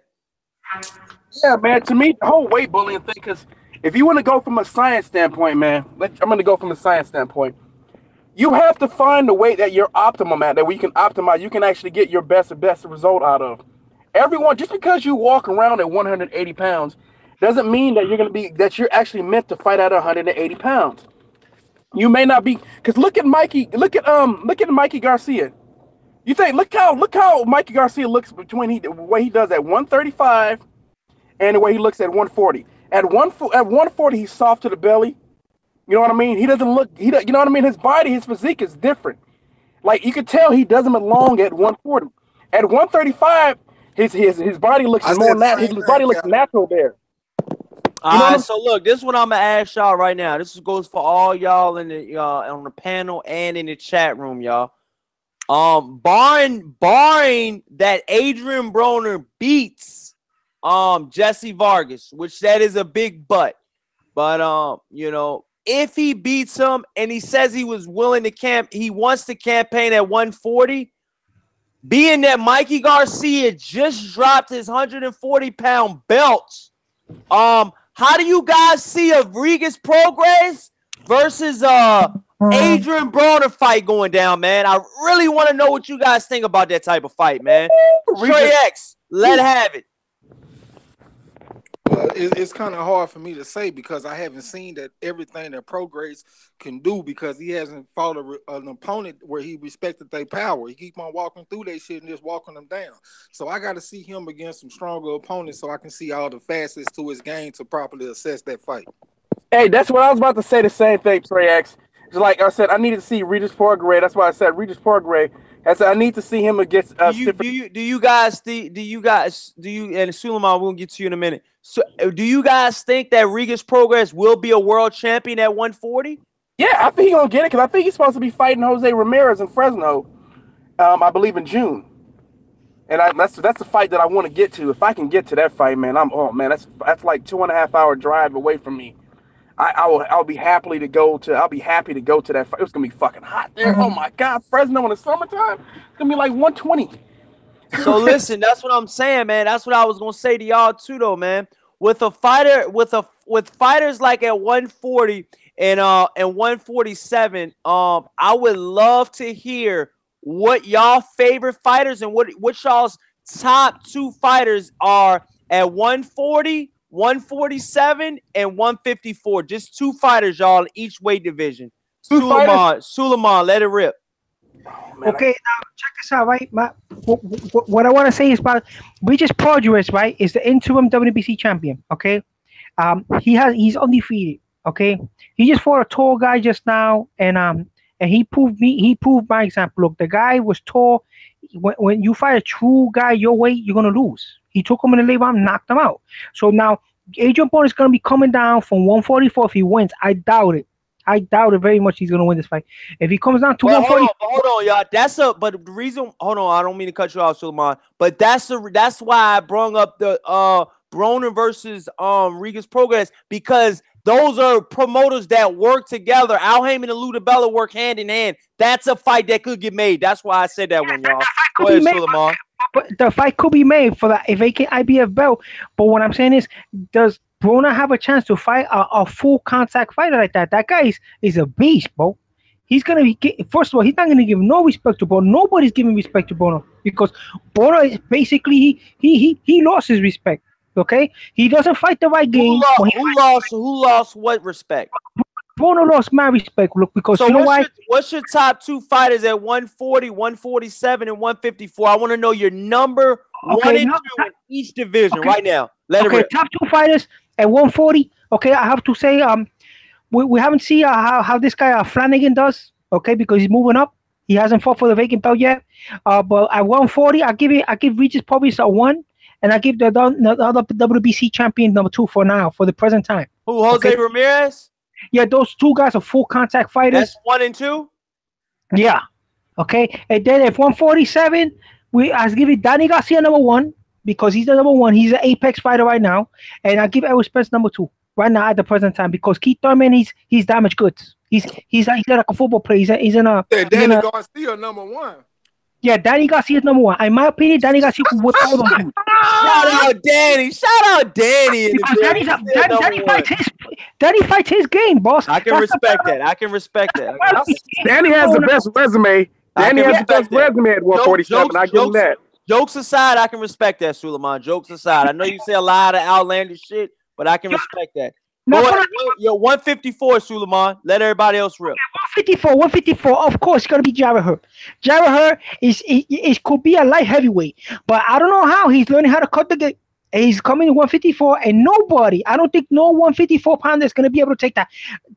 Maybe this guy will last to the 8th round or last the distance if he starts running away from him, Jermell. Because Jermell has that little you say Jermell Charlo's got to run away from Hurd to win? Jermell Charlo got a little power in his hands. He could tap. But his big brother, the one that's 160, he's a man. Okay, so but you're picking his big brother to lose since his Centennial this weekend. It's gonna lose to Centennial because he's flat-footed. He doesn't fight style. He overreaches his punches. He's trying to impress. And he has an emotional problem. Watch the emotion. All right, Callie, let it rip next. Callie, go ahead. Oh, so my favorite fighter at 140, I can't just name 2. I got to name 3. So it's number 1 is going to be Mikey Garcia. He's one of my favorite fighters. Josh Taylor. He just vacated, Callie. He vacated, dog. 135. Oh yeah, he did go to 135. I forgot about that. Well, you feeling like he's gonna come back up to 140 though, Callie? No. He's gonna stay. I think he'll stay at 130. That's where that's his optimal division. There's big fights for him at 130. Will you say it felt like it was getting a little hot at 140 for him? The heat was getting on him? I think so too. The heat was getting on Mikey Garcia, so he vacated. Yeah, I think he's too small to be at 140. He's a 135er. 35 fighter, man. I think that's his optimal weight limit right now. He shouldn't even go beyond that, in my opinion. I think his body type changed when he went up to 140. He looked like crap. He did win that fight, but his body didn't look like he belonged up there. He belonged at 135. But yeah, 140. So 140, I'm gonna go with my 2 favorite fighters at 140 are Josh Taylor and Regis Prograis. Those are my 2 favorite fighters at 140. At 147, it's Errol Spence Jr. and Terrence Crawford, man. That's your 1 and 2 right there? Yeah, it's my 1 and 2. And at 154 is Jermell Charlo and Jarrett Hurd. You know what I mean? Those are my top 2 dogs right there, man. Now I'm just waiting to see. I hope that Jarrett Hurd doesn't stay, because he's been talking lately. He's been talking about this whole money thing. Like, oh shit, he's starting to sound like Keith Thurman, man. Jarrett Hurd talking about, well, you know what I mean about the money. I gotta wait to see what my team say. I'm like, oh shit, here we go. He talking about I don't know, my team got to decide what I do now. I thought you said you wanted to get that belt off of Jermell Charlo, because Jermell Charlo actually wanted to fight Jarrett Hurd next. Jarrett Hurd decided to go against the older fighter and Eric Londi. So who you got, Trey X? I pretty much got the same list as Callie, but I did want to say I agree with him about Mikey Garcia, because I said that when he had his first fight at 140, that was like his first fight off that layoff and shit. And he looked sloppy, man. His body just didn't look as tight as it did when he was at 135, so I agree with him 100%. But at 140, I like Josh Taylor, Prograis. At 47, I like Errol Spence. I'm probably slide Keith Thurman in there. I mean, I know he's looking like a bitch right now, yo brother. Whoa. But at the same time, I mean, whoa, I give him credit for what he done. If he get an ounce of hunger back in him, I think he'll give Terrence Crawford a hell of a fight. And then at 54, I'm gonna go with Jarrett Hurd and Charlo, like my man Callie, all day. Hey, you know what though? If Keith Thurman gets his hunger back, he's capable of dominating the whole division. Do I think he will? No, I still think Errol Spence or Terrence Crawford are the top dogs. But Keith Thurman, if he ever got his hunger back, he is very capable of being number 1 in the division. He really is. We all know that. At least got a puncher's chance, because he can crack, if anything else. You know what I'm saying? And he's the best athlete in that division. I can't give him that, Cali. I think Earl Spencer's a hell of an athlete, bro.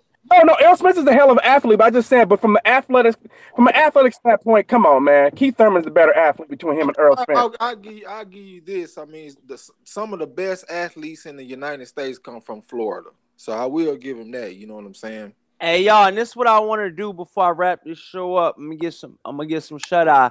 I want to know. Each one of y'all can elaborate on whatever topic y'all want to. Y'all can talk about anything y'all want to wrap this show up.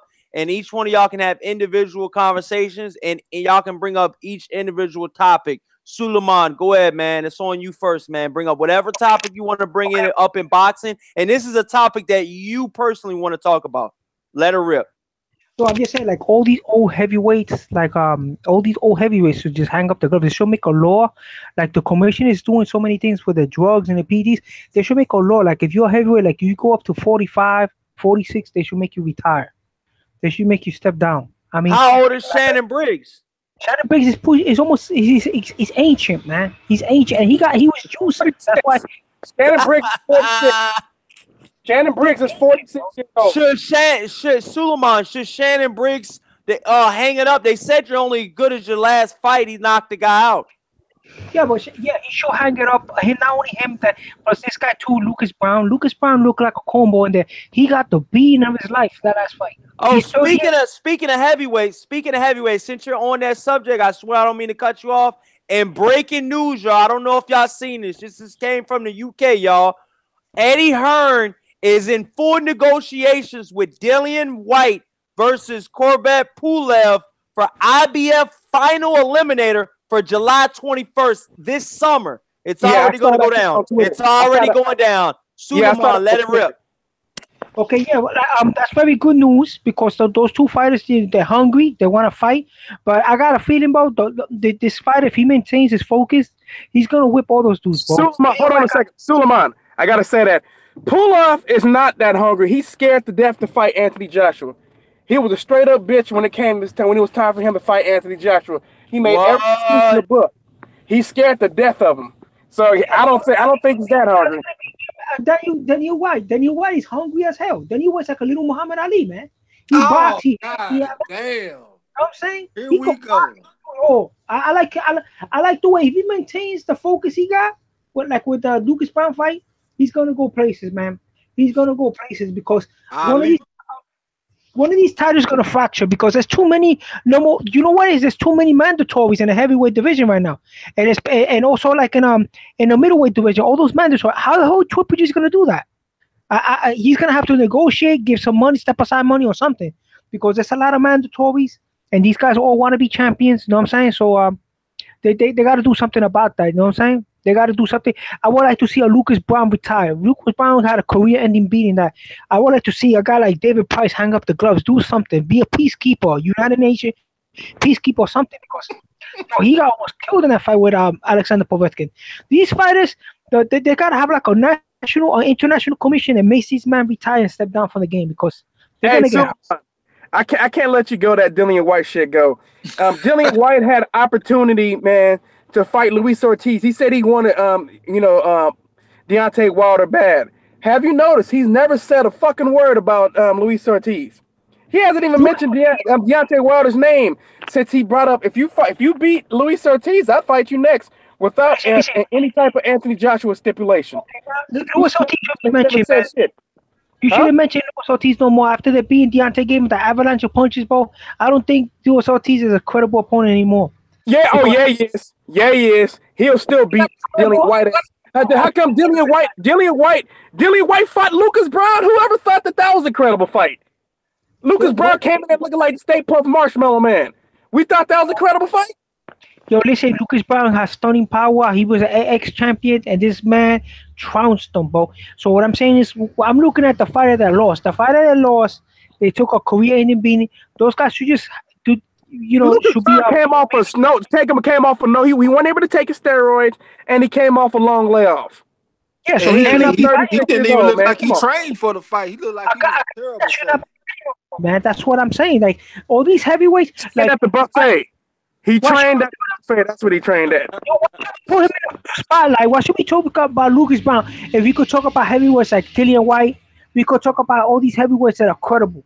We should not be talking about guys like Lucas Brown, Shannon Briggs. Shannon Briggs got no really speed. Talking about them though, they not really serious contenders. We not giving them credit for no shit like that. That's you giving all that credit to Lucas Brown and shit. Like Alteza 447 said, he was out of shape, man. Motherfucker came out fat as hell, bro. Yeah, well, those guys shouldn't be fighting no more, man. They should give more attention to the heavyweight champion, like Deontay Wilder to Anthony Joshua, to Mano Chao.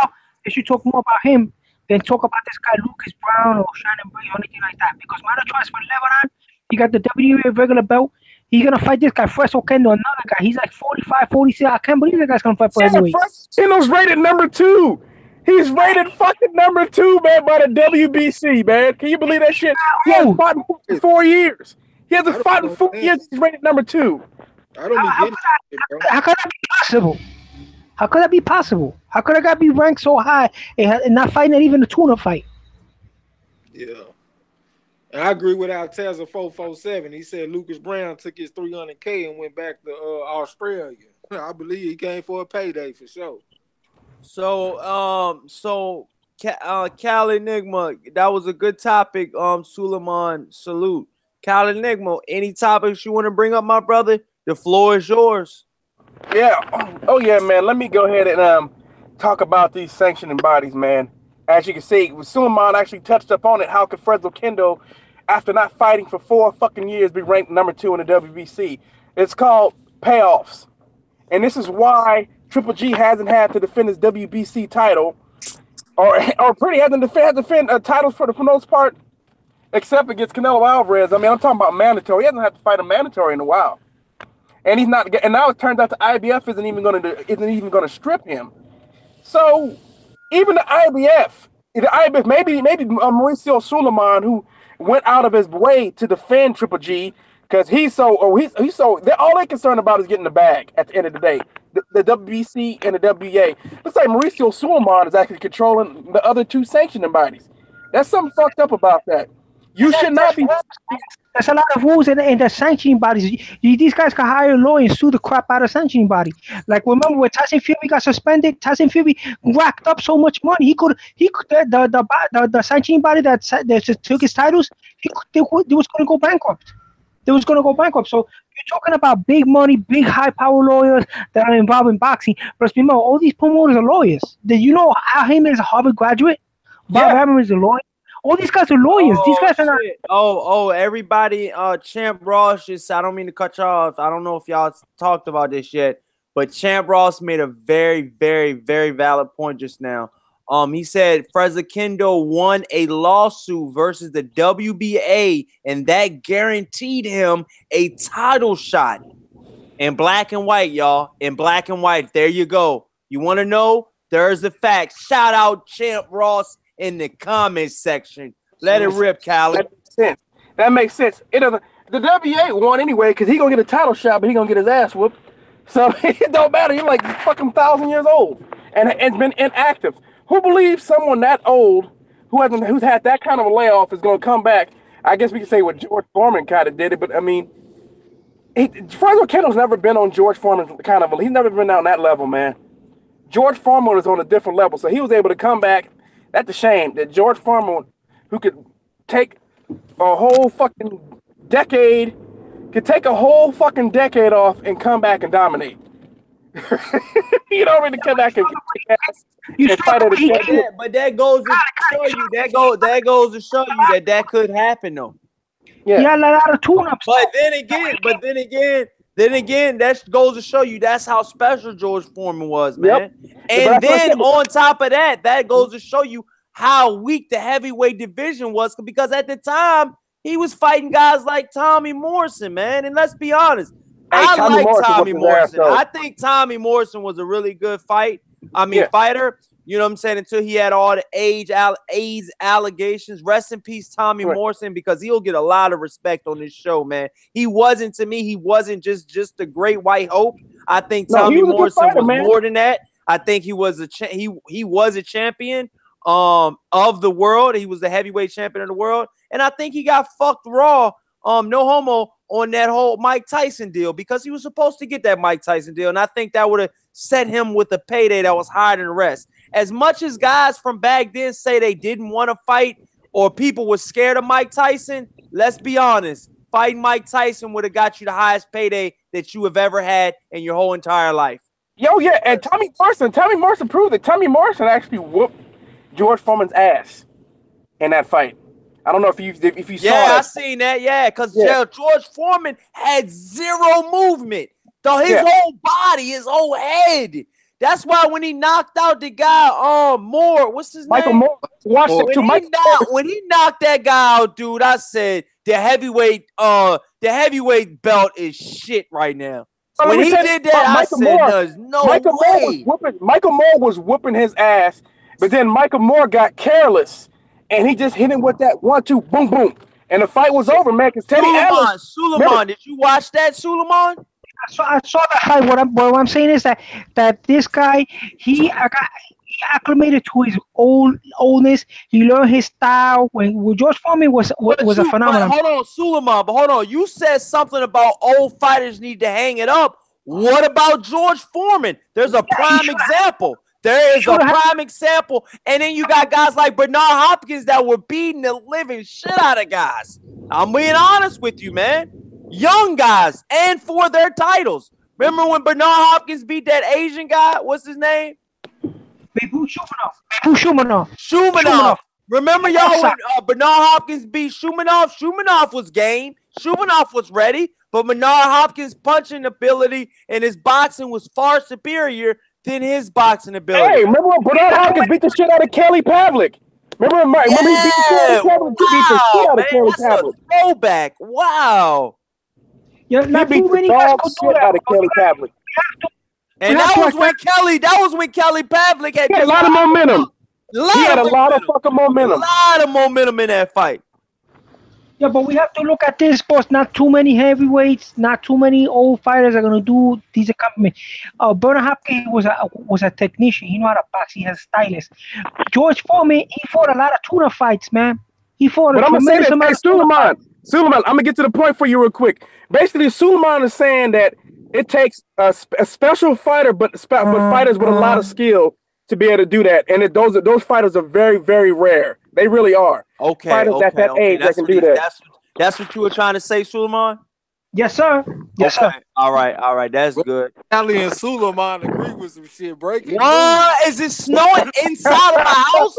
Inside of my house is it snowing? Hey, Suleiman a question. Can I get another freestyle though? Hey, hold on. You know Suleiman gonna be saying some hold on, Suleiman gonna be protecting Triple G in a minute because I gotta take a shit on him real quick because I want to finish real quick. We gonna go back. We gonna save Suleiman that rap for the end of the show in a few minutes, all right? But Callie, is that what you wanted to say for your topic? Oh no, I wanted to touch on okay, we'll say that part. Because I definitely want to talk on Triple G and his bum bashing. We can get into that in the morning because, like I said, I'm gonna do a quick show in the morning. So, like I said, just be on standby in the morning around 11, around 11 or 12 o'clock p.m. and I'm gonna be doing a live show. Okay, I mean, AM. Oh yeah, but hey, we also need to do. We should do a show, basically on the best UK fighters, man. Yeah, you know what I mean. All right, yeah, we can do that. We can actually do that in the morning, but we can actually do that. We can actually start off by talking about the fights, the pre-fight show. I want to talk about all the fights going down Saturday tomorrow, and then we can do a UK version. You know what I'm saying? No, because we need to talk about Donaire, because we know Donaire is at the end of his career, but Frampton. We're gonna talk about all that tomorrow. So once you got your topic through, I just wanted to say this real quick. Because Frampton is fighting for his career too. So that's all I wanted to say on that one too, because he's not the only one. But yeah, man, I actually think Suleiman had a good topic on there. I would like to speak because Shannon Briggs. I don't think Shannon Briggs is gonna be that effective without his human growth hormones, man. He was taking HGH because but you know that's what he wanted. That's what he was. He was taking HGH. That's crazy. When you get to a certain age, you don't produce the same type of hormones, you know what I mean? Human growth hormones anymore. So He needs that in order to maintain. Bitch, if Alexander Povetkin gets to fight Shannon Briggs, you know how what's gonna happen, Shannon Briggs? Shannon Briggs gonna be in the hospital, man. If Alexander Povetkin fight one of the old fellas or one of these stationary guys like Lucas Brown, he's gonna put him in the hospital, bro. So that's why I'm trying to look out for the old fellas, man. They should hang up the glove. You know what I'm saying? All right, and what and so Trey X, any closing thoughts? Oh yeah, Topics? yeah, You got any topics? yeah. I mean, I ain't got no topics, but I do got some closing remarks though. I mean, I appreciate you for having me on. I appreciate the other panelists. I gotta give Suleiman an apology. I do be going off on you a little bit. You know what I'm saying? You my elder, so I gotta show you respect. I appreciate all the people that came to listen, man. Don't nobody appreciate it more than me. I didn't even think I could do this shit because I'm an introvert. You know what I'm saying? So I appreciate that. And I know I talk a lot of shit, but I really don't take myself too seriously. So I can take it just like I can dish it. That's why Corey, my man, because he don't take shit too seriously. We can talk shit. So I just appreciate everybody. And like I say, until next time. Yeah, Callie, you got any closing thoughts, dog? Yeah, man. I just want to say I appreciate you for letting me on, Corey Lee. You know what I mean? From a brother from the West Coast to the brother on the East Coast. You know, I have family back east too, and family down south too. So, you know what I mean? My family isn't just over here on the West Coast, man. So it's nothing but love for you, brother, man. And I can't wait till you get to 1,000 subs so I can start donating to you, brother. Hey, what time you gonna start the show on Saturday, Corey? Because I got to do a couple of things with the old lady. She off on weekends. And shit. Whatever. 9, 10 o'clock. You should that's my time. So it'll be about 12:30, 1 o'clock. Around about like 2, maybe about 2. I think about 2, maybe 2 Saturday. You gonna do this shit from 2 all the way through the fights? I'm probably gonna take a break, dog. I ain't gonna lie. I'm probably gonna take a little, lunch break, dinner break or something. Y'all putting in overtime on Saturday. Yeah, dog. Because it's so many good fights, dog, and I'm dedicated to it.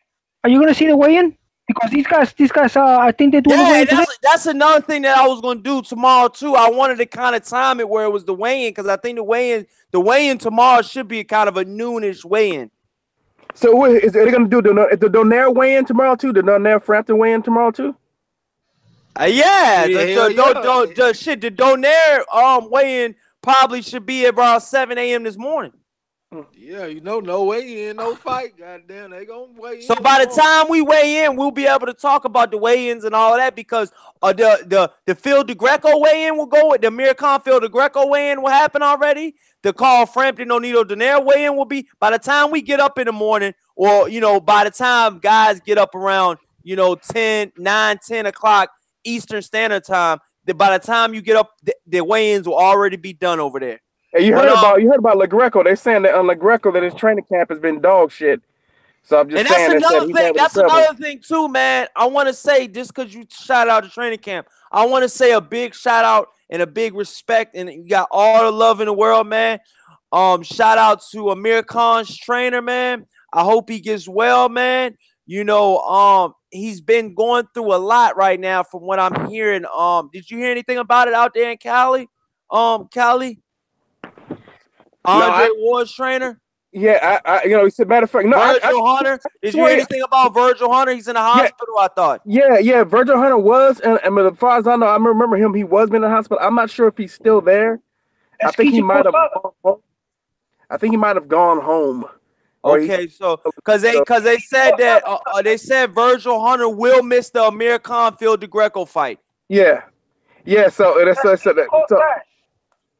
yeah, I haven't heard anything new though, but I that's what I need to do. I need to go down to Hayward, man, and get to Virgil Hunter's gym, man, and go. Yeah, because Virgil Hunter's getting up there in age too, man. Yeah, it's funny thing though. Speaking of his daughter, man, it's funny thing. I knew his daughter. Yo, ain't his daughter Keisha Coles? Yeah, she's from Oakland. Yeah, man. So that's crazy. I knew his daughter. My friend used to date his daughter, right? No. So, yes, my friend. Before we even knew who she was. Just before she blew up or anything like this, before she was a singer, she said, I'm a singer. I'm trying to introduce you. She wanted me to introduce her to a couple artists out here in the Bay Area, man. And it's like, whatever, man. Who the fuck are you? You know what I'm saying? You diss Keisha Coles. No, And then my boy dropped her, man.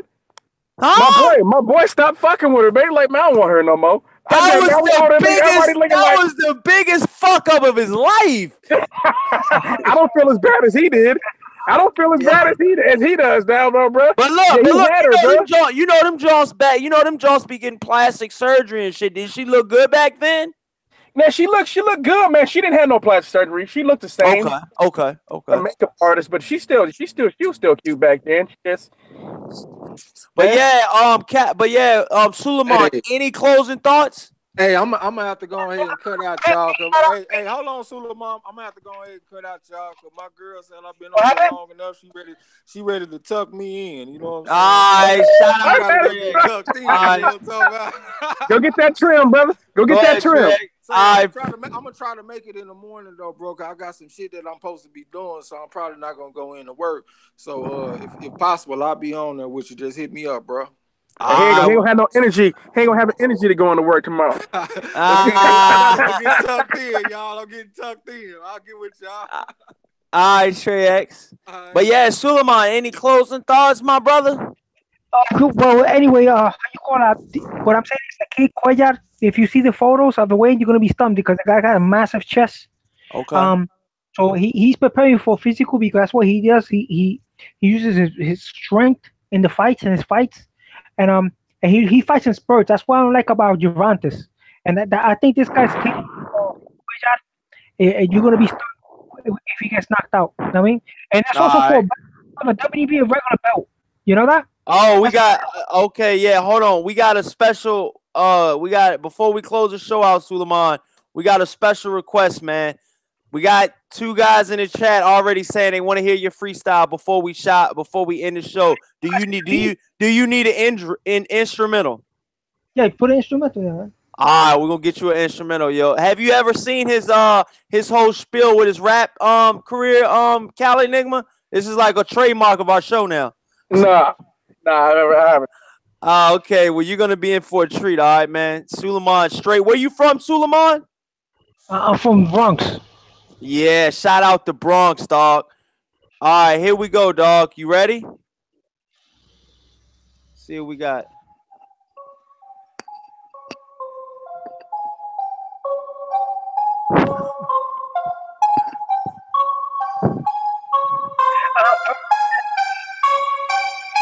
Here you go, Suleiman. Get it. Let it rip, Suleiman. I'm grown tired what you're talking about. I ran from the streets and I ripped the south. I'm from the west.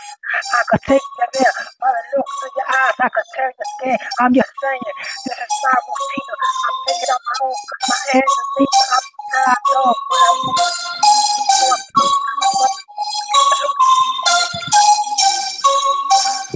And that's Corey Lee's Boxing, and we've been back with another banger. See you tomorrow, guys. Peace. Go.